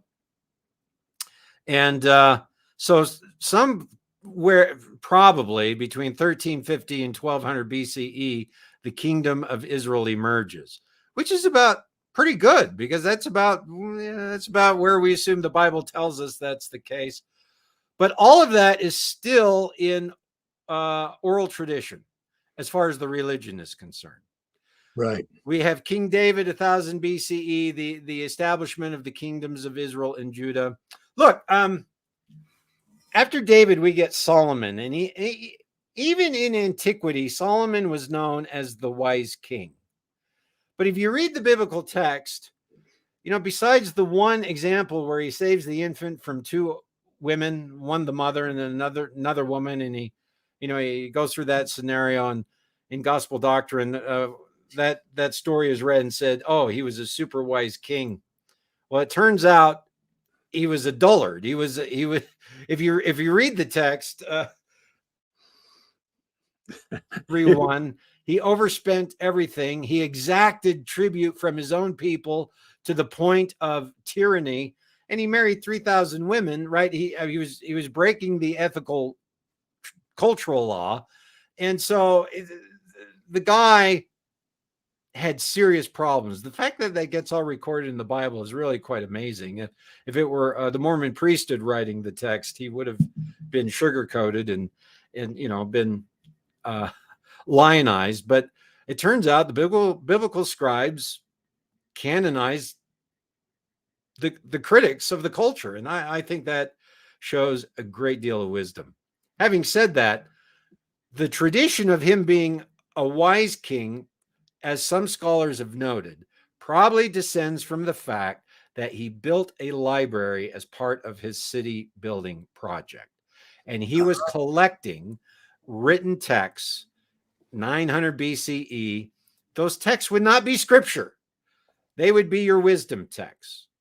So again, the Bible is not a history. The Bible is a library of books. Some of it is history. Most of it is not. Mormonism has totally missed the boat on that, but you get a collection of wisdom texts that are part of the library, and surrounding this then are the people who collate the library. And by 700 BCE, you do have a school of literate priests. This is your Isaiah school, and so. That keeps doing that. There must be a autoplay clicked on that slide, but apparently, the universe does not want you to see it. So we will use our priesthood, and we will get back to the true slide. So look, the point is you probably have elements of the Torah being composed around this time, but still. You do not have the brass plates. You do not have the 5 books of Moses. You do not have religion as a textual entity. It's still a ritual entity. They are performing their sacrifices, their dances in the temple. So this is important too. Solomon was later tied into that magic world view. Yeah. And this is Mather's translation. I got this from, I was advised by Joe Steve Swick to grab this book and look it through. So this idea of Solomon as a wise man going back into the world magic view, meaning he was an expert with herbs and astrology. And that's what all of those, that's the Jupiter talisman idea of Joseph Smith, tying in with the astrology and the planets. it's still oral culture. I just wanted to add Those that. are late accretions onto biblical traditions. Yes, yes, But they the magic worldview is through this entire timeline. Every yes. culture believed in cosmic attunement, right? Mhm. And so if you could perform a ritual or uh, you could influence the cosmos. So you have a magic worldview going, that's pre-Christian, but it exists in every era of Christianity. It gets melded into your alchemical traditions, your medieval traditions, all the way to the days of Joseph Smith. That actually is And normal. beyond, it hasn't stopped yet. It's No, just it did in the Mormon culture, but I mean, there's still witches and all kinds of stuff going on right now. I wanted to say thank you real quick to Lee Mortensen, who has paid you a wonderful compliment. I need you to see this. Lundwall is so clear. Most Christian nationalists seem to believe their leaders' books equal facts, not ritual that everyone is required to follow and believe. So I think my audience is appreciating and recognizing the point of what we're doing here. And I'm very grateful for that. I figured my audience would because they are sharp cookies, man. So this is wonderful. Let's keep going. Let me get back on this slide and you can finish this slide up. This is awesome. well, basically, the big breaking point is the destruction of the temple, where the oral tradition, which is the center of the religion, was the sacred temple cult until the temple's destroyed. They're Yeah. exiled, they're turned into slaves, they're now growing other people's crops. They have all these rituals to grow their own crops and to bring the rain, and now they're displaced from their sacred place. They have no political, slowly turn their religion into a sacred text. That can be pinpointed in history. And so it is, again, post 400, is post Torah, where that gets developed into the culture. But the Book of Mormon and the Pearl of Great Price assumes that's not the case. So that's deeply problematic. All right. We've my slide presentation wanted to get to this slide really badly. So let's get here. Okay, there's something here for us. Let's go to this. Excellent. Look, so if you read the Book of Mormon with literacy in mind, you're going to find over 140 mentions of record keeping, 117 mentions of writing. Every book drips with literate prejudices. So Alma 37, the entire chapter of Alma 37 is a great example because that is that's Alma, I think, talking to he talks about the brass plates being the template upon which they base their society and their religion. And if it weren't for the teachings of the scriptures in the brass plates, thousands of Lamanites would not have been converted. So as you read that chapter, what you are reading is that the entire culture is literate. It's run by text. The entire religion is literate. And the centrality of the religion is a written text that begins with the brass plates, that is handed down from generation to generation in the Nephite royalty. And so that Nephite religion is totally textual. Well, And I'm looking it up right now as you're saying, and you are absolutely correct. This is where they talk about the Gazellum and the Leahona is a type of the word of Christ and all that. So, yes. yeah. Alma 37 is big for establishing the main problem, huh? Well, all these references are big for establishing the main problem. One Yeah. of the arguments the apologists make is that, it was a small group of people who were literate that were writing in Reformed Egyptian, whatever that is. And, when they were destroyed at the last battle, all of that gets destroyed. Mosiah 24 is problematic for that because in Mosiah 24, we learn that the priests of Noah set up a teacher in all the Lamanite cities under King Laman to teach them the writing system of the Nephites. So it's not just the Nephites writing in this writing system, it's the Lamanites writing in this writing system. And so if this writing system is supposedly destroyed, it turns out everyone's using it. So it's deeply problematic. And all the kings keep a record, hand them down generation to generation. The records of prophecy from all the prophets since the days of Lehi are kept in writing, passed down.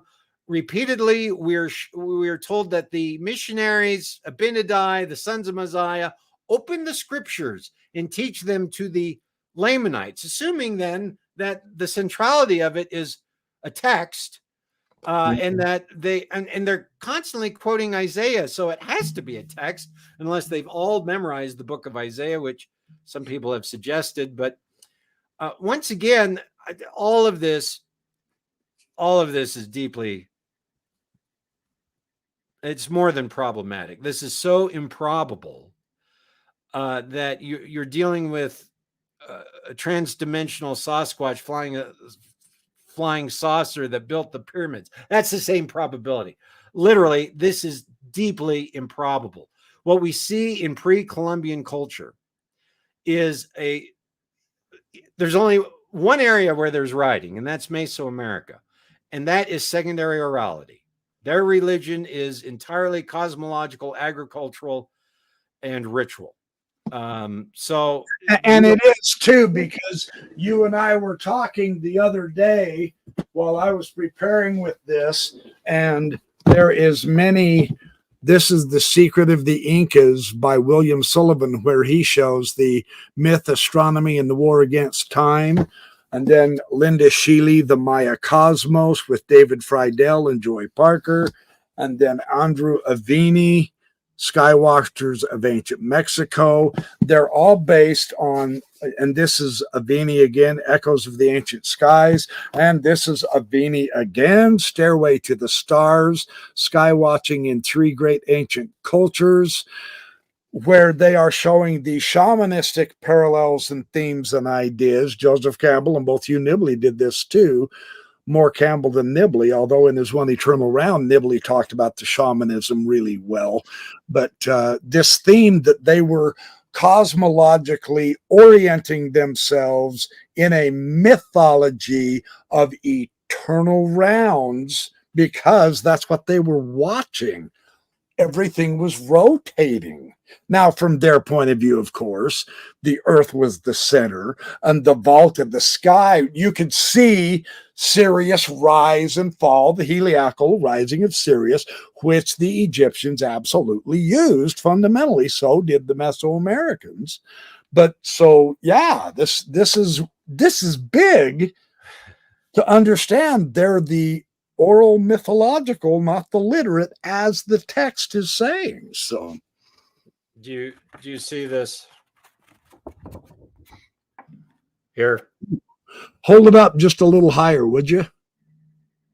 Yeah, that looks like Mayan stuff. Yeah, it's a facsimile of the Dresden Codex. The Dresden, okay. And there's only 4 codexes that survive, 4 major codexes that survive. So most of it does disappear. But this is Mayan religion.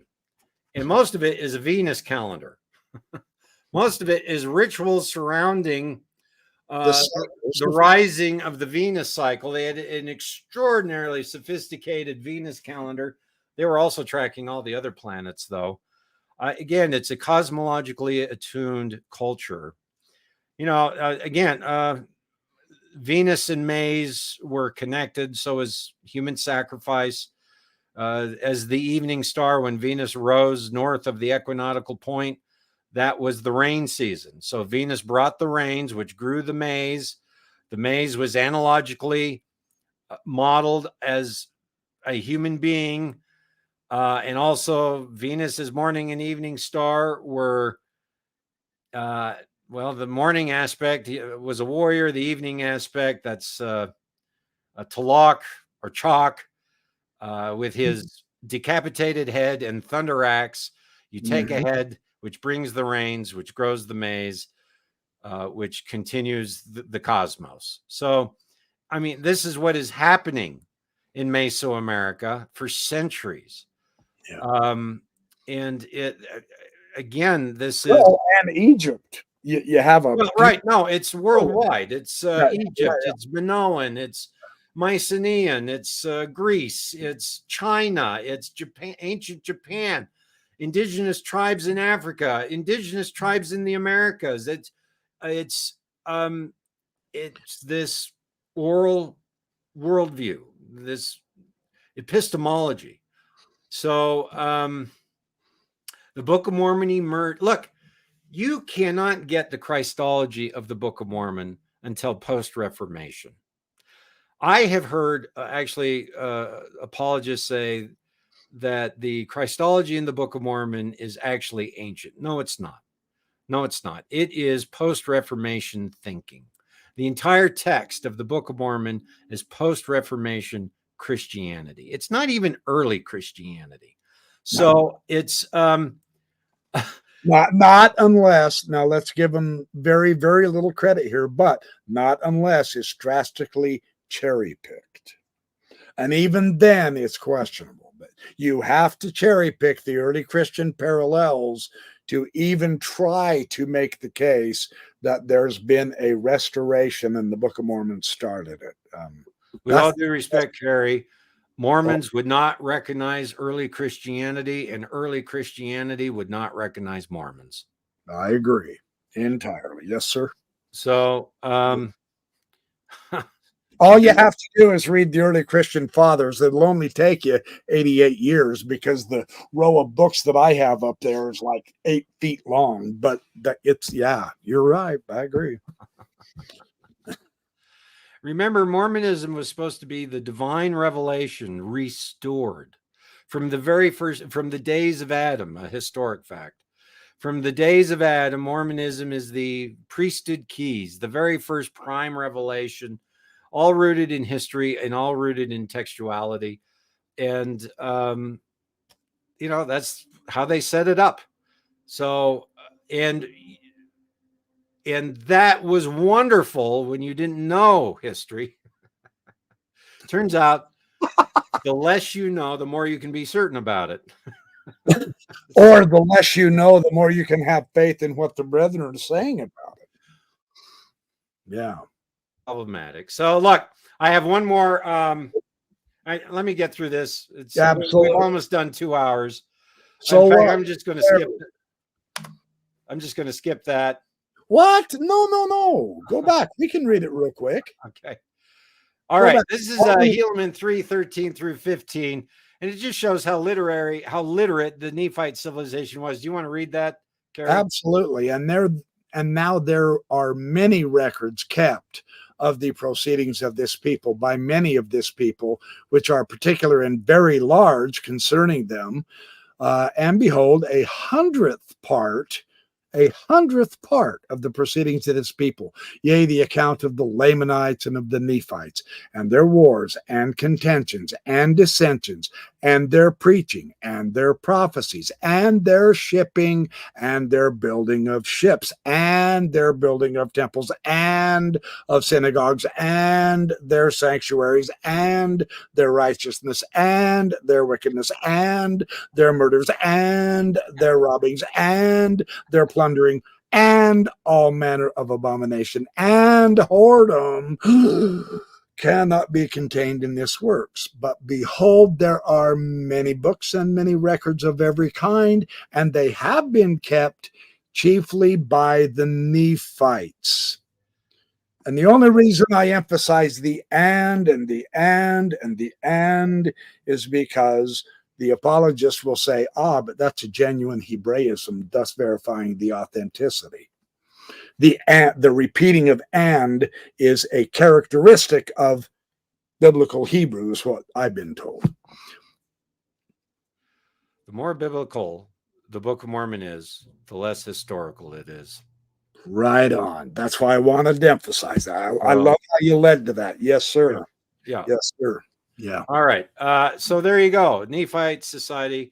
So here's the thing. If this kind of a history was so prominent around Jesus Christ, which they also emphasize, they say, look, every page and a half, his name appears. It's total Christ-centric. Wouldn't that be reflected in the art? I mean, you have pictographs in the Utah desert. Wouldn't it be reflected on stone, in metal, in, I mean, they say, well, we've only excavated 1% and we've lost. Look, the Spaniards destroyed 95% of the entire culture of the Americas. So it's just missing. We'll find it. Isn't that one of the main apologetics for the reason why there is absolutely nothing which Phil Jenkins fundamentally demonstrated to Bill Hamblin in their debate over Nahum? There's nothing showing any Book of Mormon, Nephite, or Lamanite remnants at all anywhere, but it should be there, shouldn't it?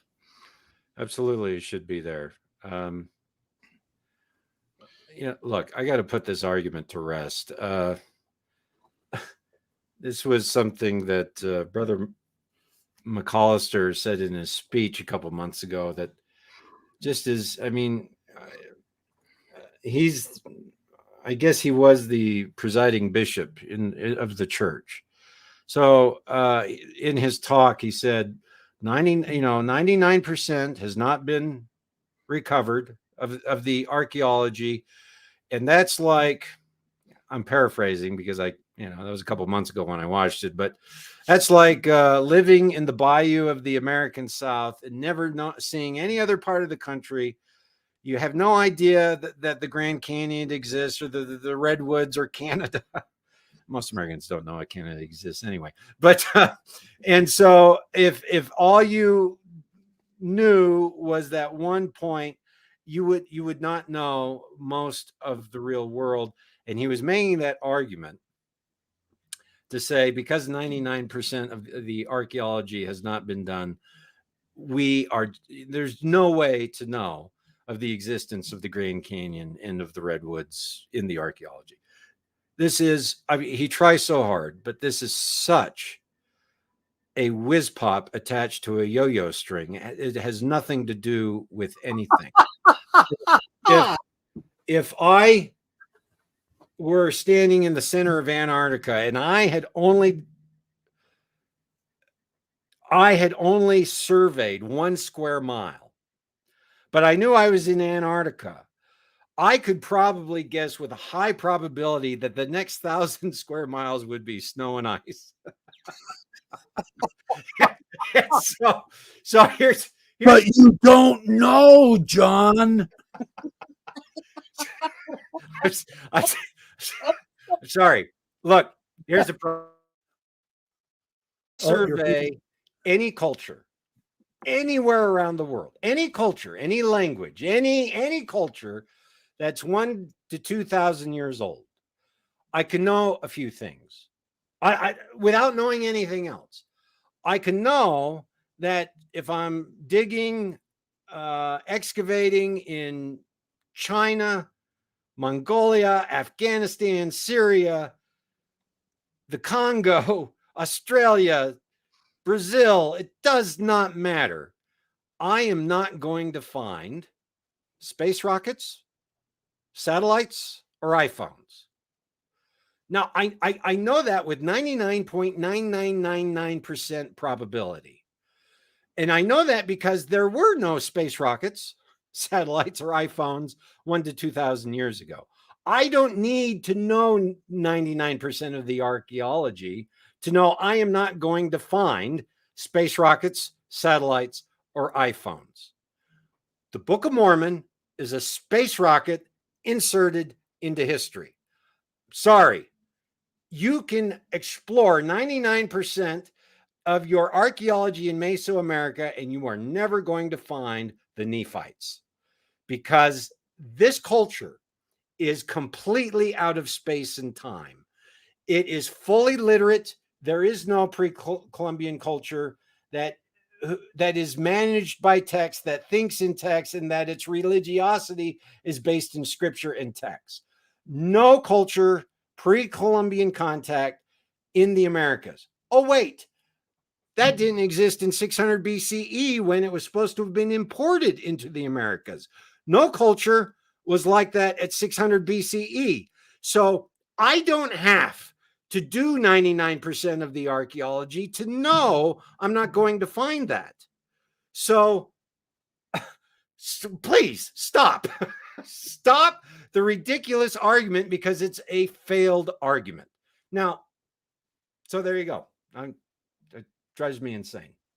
All right. Well, it doesn't drive me insane. It's just it's irritating.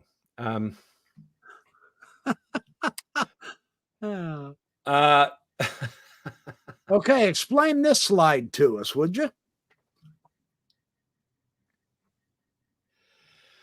All right. Well, so here is here's what I was just talking about. This is why I'm not going to find the Book of Mormon in the ancient world. The Book of Mormon must have, it actually tells us, Mormon chapter 9, it tells us the Nephites were writing in Hebrew the entire time. Yeah. It tells us that, right? Yeah. So we have to find a Semitic alphabetic script of a society of millions of people that is fully literate. The culture is run by texts. That means urbanized centers, at least 20% of the population is literate. It's not just some small teeny group that the apologists can hide underneath a rock and say, oops, we can't find it because we can't. No, the book tells us this is what we must find. This is the nature of that society. And that society doesn't exist. Look, the evolution of the word. The word in 2300 BCE with the Book of Ether is oral. That is your pyramid text, right? The Book of Ether is the Book of Mormon's own version of the Book of Abraham. I know that's a book within a book within a book. That's Mormon Inception, by the way. But the Book of Ether is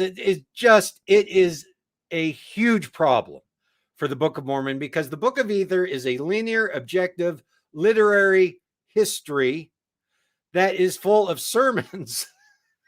Has that big, it's a beautiful sermon on charity, the love of God and the grace of Christ. Oh my God, that is not existing in the Bronze Age.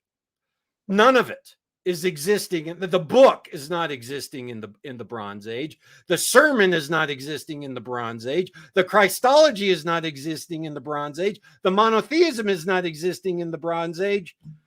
The historicism is not existing in the Bronze Age. There's your space rocket that has been inserted into history. And I can tell you, oh, no, that's anachronistic. Get that out of there. That doesn't belong there. Oh, but we haven't done 99% of the archaeology. It doesn't matter. We haven't done that doesn't belong there. Get that out of there. Interesting. Yeah. So the Book of Ether, and furthermore, the Book of Ether is just damning. And interestingly enough, as a TBM, that was one of my favorite books. The narrative is beautiful. I love the Book of Ether as a narrative. But again, standard of proof is literal historicity and asking for my 10%. So show me the archaeology, anthropology, DNA, linguistics. Well, they can't, and they won't. And it doesn't matter if they do 99% of the archaeology, 100% of the archaeology, 300% of the archaeology. They could dig the entire planet down to the core, and they're not going to find the Nephite civilization because it's an anachronism. So look, also, Book of Ether, while I'm on it, the Book of Ether gives us a plate count. There are 24 gold plates that are portable. They're carrying them around, so they can't be big. They're probably roughly the same size as the plates of the Book of Mormon, supposedly. And there's 24, a plate count. Moroni gives us an editorial comment saying, I cannot write 1/100th of what is contained on these plates in our Book of Ether. Well, okay, so the Book of Ether is 17,000 words. It's not even 1/100th, which means the original text has to be 1.7 million words, and that's on 24 gold plates. That's 77,000 words a plate. That is really, that's amazing. That's oh yeah, That's the space rocket in get that out of there. That doesn't belong there. That doesn't even make sense. Stop. Right. And so the genre doesn't work, the historicism doesn't work, the Christology doesn't work, the sermonizing doesn't work, the textuality doesn't work, the description of the plates doesn't work. That does not work. All right. All right, let's go back to this. All right. So that's 2300 BCE, where the word is oral. Everyone's doing their rituals. 600 BCE, this is where we supposedly get the brass plates. The center of the religion is the temple cult. The word is ritual, right? We still don't have a tax. We don't have the brass plates. That's a space rocket buried in 2,000-year-old archaeological data. It doesn't belong. It's anachronistic. Get it out of there. I don't have to do any more archaeology to know that doesn't belong there. It doesn't exist. So then 400 BCE, we get the writing of the Torah. This is, 170 years into the manufacture of the gold plates in the Americas. So the Nephites at this point are keeping histories on gold plates. Yeah. Well, at 400 BCE, we get the collection of the traditions in writing, and we start to get the transition between a ritual culture and a textual culture where religion becomes a text. Well, this is 200 years too late for the Book of Mormon. And of course, it still takes centuries after the writing of the Torah for religion to be fully textual. 0 CE, we have the birth of Christianity. The word is made flesh. A very literate Jesus in the Book of Mormon, Jesus in 3rd Nephi, opens the scriptures. He tells the people to read the scriptures. He tells people to read Isaiah. Oh, wow. Yeah, no. Where's that coming from? How did... Oh, interesting. I never put that together. Interestingly enough, 90% of the teachings of Jesus in the Gospels are parables. They're oral stories because his audience were oral people. He was citing some texts and some traditions, but he was an oral narrator.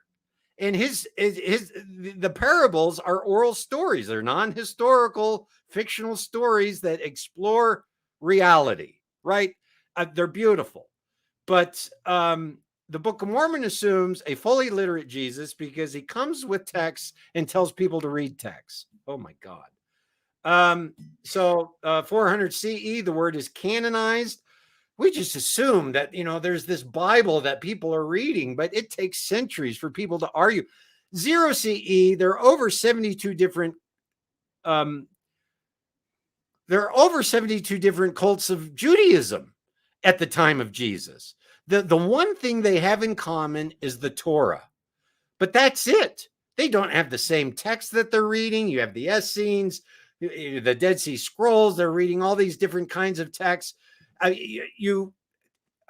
There is a huge diversity. It's non-homogeneous, and it takes centuries for there to be a canonized Bible. And so all through that period, not only are there 72 different sects of Judaism in Jerusalem at the time of Jesus, but there are hundreds of different sects of Christianity. Mormonism teaches that Catholicism was the apostasy converted from the original revelation. Well, whatever Catholicism was, it saved Christianity because it was hundreds of different little groups with hundreds of different little ideas, with hundreds of different texts, and it was Catholicism that correlated it. And so, praise be correlation. And if correlation is apostasy, probably is, that tells you a lot about Mormonism. So, well, I mean that literally. 1000 CE, manuscripts in primacy of print. So look, through the Middle Ages, there is no printing press. Texts are hand copied. The number one text that's copied is the Bible. Every parish has to have a Bible. But it turns out, as you copy text, errors are introduced, and they knew this. And so I must have my auto play on. I apologize for that. All right. So, uh, so over centuries, they developed rules to copy a perfect text. And those rules included punctuation rules, they included table of contents, eventually even indexes. They included grammar rules. The comma and the period were introduced. Now I can't remember, like the 8th century CE. So by 1000 CE, you had a manuscript culture that had a set of rules that copied an inerrant text. And the goal was to make a copy of the Bible as an inerrant text. Over time, people began thinking of the Bible as an inerrant text. And so this inerrancy of the Bible gets baked in to the system and how it is copied and transmitted across time. Then, of course, you have the Protestant Reformation, and the Protestant Reformation. They reject Catholic authority, and they reject often Catholic interpretation of the Bible. They say, we don't need the priests, we don't need the Pope. The only authority we need is the Bible. The Bible is inerrant, and the Bible is historical. Here, it's post-Reformation that we get a real historical, literal reading of biblical history. Certainly by 1800 CE, the Great Awakening, the Bible is taken literal, historical, inerrant, especially amongst evangelical sects from which Mormonism emerges.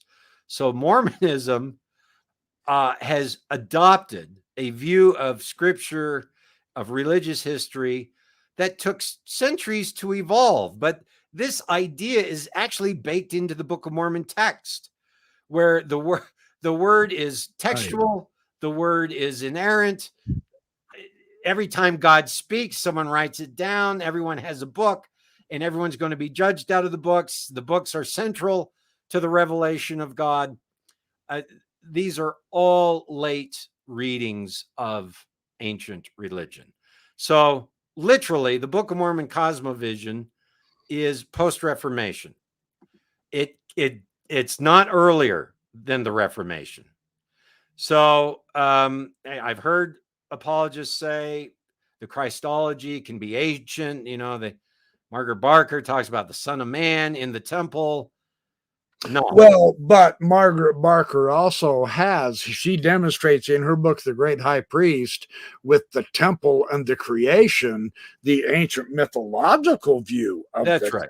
That's not based on literacy. It's one of the coolest books I've ever read. Yeah. Barker is wonderful. Barker is wonderful. But again, people cherry pick her ideas and say, hey, we can develop a Christology out of this. Even if there was some sort of super secret Christology in the first temple cult, first temple Judaism, that would be shared only by a half dozen high priests and priests. So the Book of Mormon Christology is proselytizing.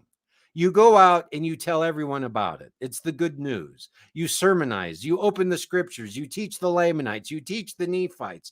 It's a proselytizing theology where you make it public as much as you can. First Temple Judaism, the center of the cult was reserved only for a few people. It was not proselytizing. If you publish, you will perish. That was the ethic, right? In our day, if you don't publish, you will perish. In that day, if you tell people about it, you'll die. So the whole setup is post-Reformation Christianity. And again, arguments, but here's my argument. So,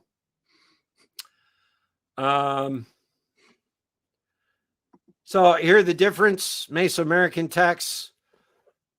Again, the Nephite texts were all destroyed.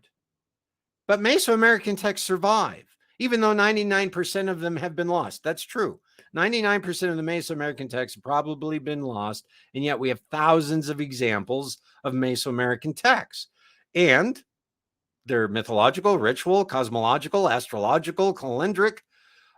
We do have royal stelas that do have historical information on them, dates, times, places, commemorating single events. Nothing like the Book of Mormon. Nothing like the Book of Mormon. And that's the writing that survives. So if it survives in Mesoamerican texts, we should have some surviving examples of Book of Mormon, Nephite texts. And they should be histories, a lot of Isaiah, because even Jesus is quoting Isaiah. Yeah. And he's telling people to read Isaiah. So apparently Isaiah was huge. Allegory, sermons, letters, wars, monotheism. We should be finding that on clay, stone, bone, pottery, textiles. We should be finding it in the art, in the literature. There should be literature. It shouldn't just be religious writings. We should have other kinds of writings, because a fully literate society produces literature. We should, and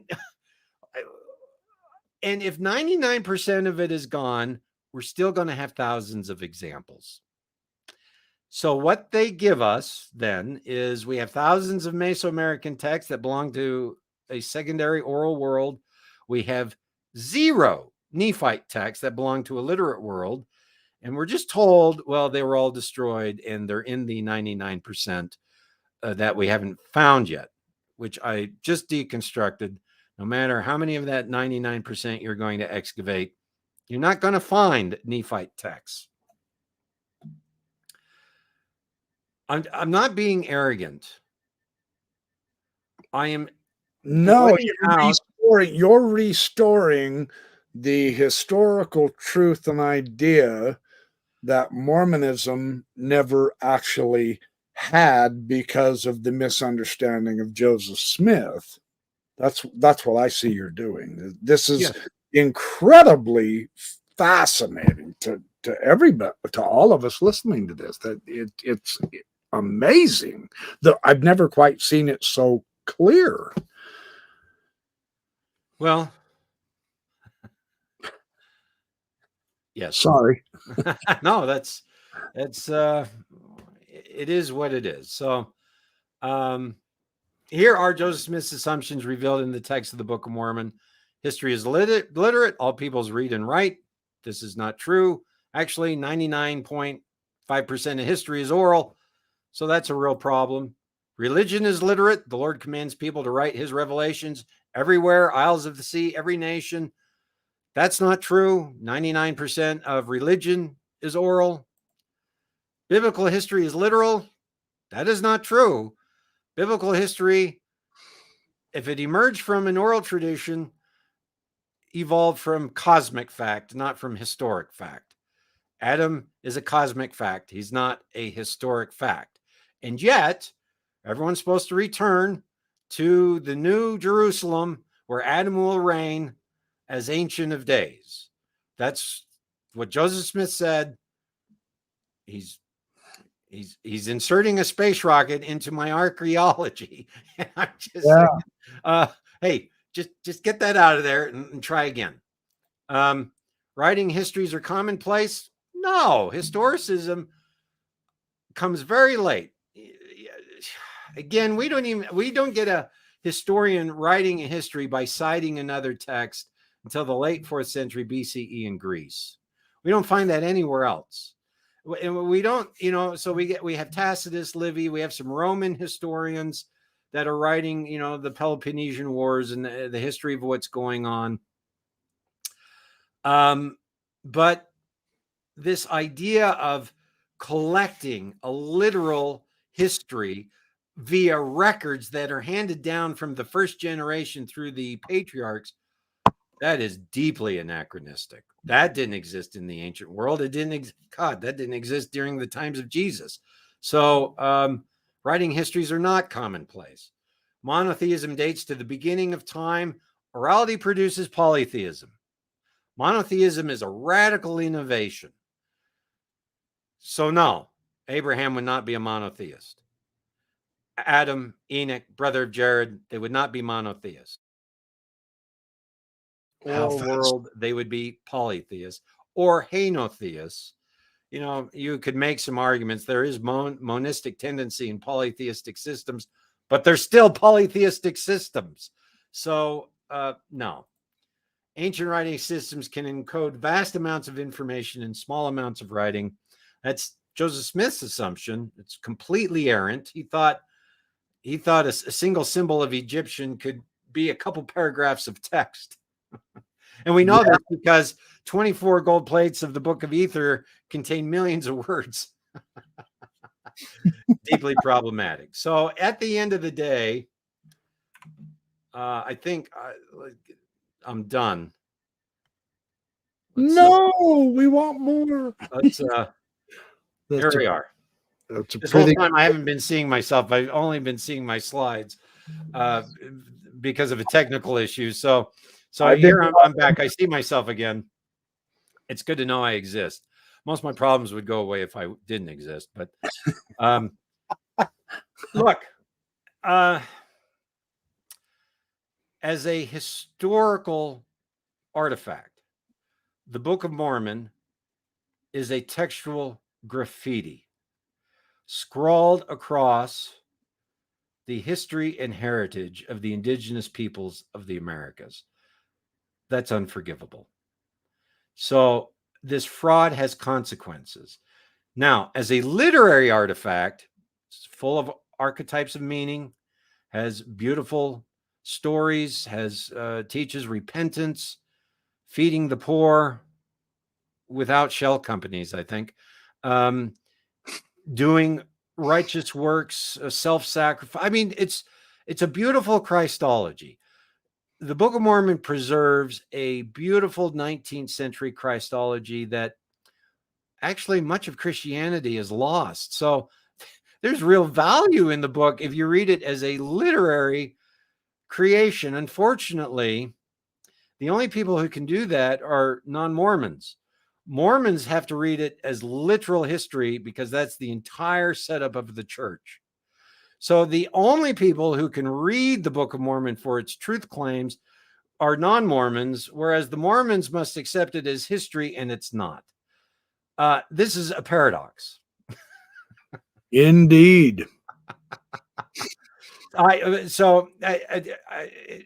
In the end, it's a textual graffiti. It doesn't belong in the historical timeline of the Americas or ancient Israel. But the thing of it is you're making claims about the heritage of the people who live here, of their religion. And basically you're saying anything that's not Christian is apostasy. Yeah. And that is an act of violence. That's what I mean when I say a loose translation. Literal loose translation, tight loose translation. So, because if you're going to translate from a worldview, you really do have to have in a translation the similar meaning of what was from the original source, or you're just making stuff up in a loose translation. That's correct. It has to be a tight translation, or what good is it? That's correct. Right? No, that's correct. So I'm some people have said with my previous podcast that I'm getting this loose translation wrong, that of course you can translate text in 100 different ways loosely. Well, I know that. Of course you can do that. You can take a text and have 100 different translators translate it slightly differently. What you can't do is take a polytheistic system and turn it into a monotheistic system as part of your translation. You can't take an agricultural ritual cycle and turn it into a sermon of self-sacrifice and repentance and call that a honest translation. If the source text of the gold plates is anything like the pre-Columbian world, then Joseph Smith has altered it beyond recognition. If you're going to do that, you can do it to any religion. You can do it to any text. all of a sudden, all religions are Christianity if Joseph Smith can write the text. So, but that's dishonest. It's an act of violence. So, of course, you can translate things with a wide degree of variance, but you don't get to translate the epistemology. You don't get to change the world. Hey, I exist again. You don't get to change the world and the worldview from one culture into another, radically alter it, which is what you would have to do in order to derive the text of the Book of Mormon. So that's what I mean. A tight translation is impossible, and a loose translation is an act of violence. So anyway, I have finished. Are there any questions, or is anyone even watching? Oh, yeah. The audience is stuck right with us, more or less. Yeah, really, truly. It's been a great night for everybody. They're ranting and raving about it. It's do any of you guys have any super chat questions you'd like to ask Dr. Lundwall? We will be back again. Also, don't forget, he is still doing more information with Mormonish. I'm going to have him on again. We're gonna get all this fabulous information from his point of view out and available for research and study.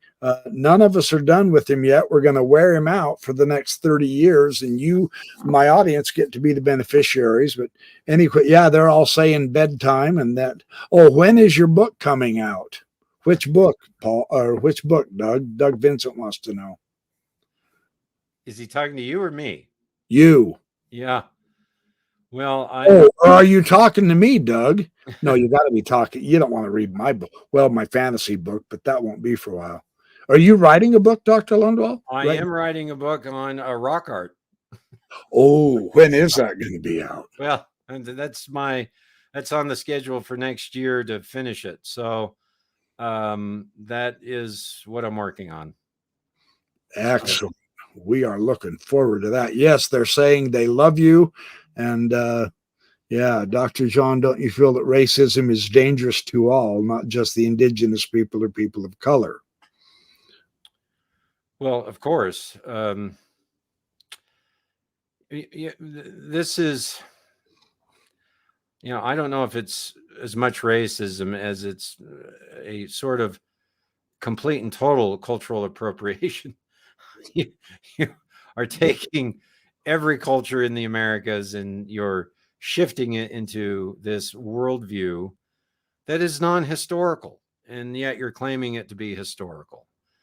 Look, TBM Mormons aren't using the Book of Mormon for that purpose. So I'm not going to accuse all Mormons of being racist. That's not my point. My point is the text is deeply problematic, and and that problem goes to its core, and it goes to the core identity of the peoples living in the Americas, the indigenous peoples, and the Mormons, and everyone else. It's got to be historical, or it's a fraud. And if it's a fraud, it doesn't matter how beautiful its sermons, its archetypes, its theology, its Christianity, that doesn't matter. If it's not historical, it's wrong. So that's the way they set it up. That's the way Joseph Smith set it up. That's the way all the brethren set it up. And so there you go. I'm just following the way they set it up, and that is deeply problematic. Yeah. JB Maybe One says, this was a phenomenal presentation. Thank you so much for spending time with us, Dr. Lundwall. And we will be having Dr. Lundwall back. Probably not. I mean, he's a busy man. We're very grateful you could share your time tonight. I know, I think sometime perhaps early next year.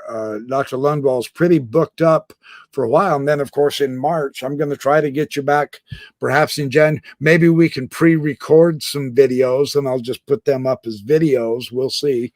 But yeah, I'd like to have you on the show again. And we will, but probably not until sometime next year, January, February, maybe, we'll work something out. But there is so much more for Dr. Lundwall to expound on and expand on, involving the LDS scripture as well as the ancient history.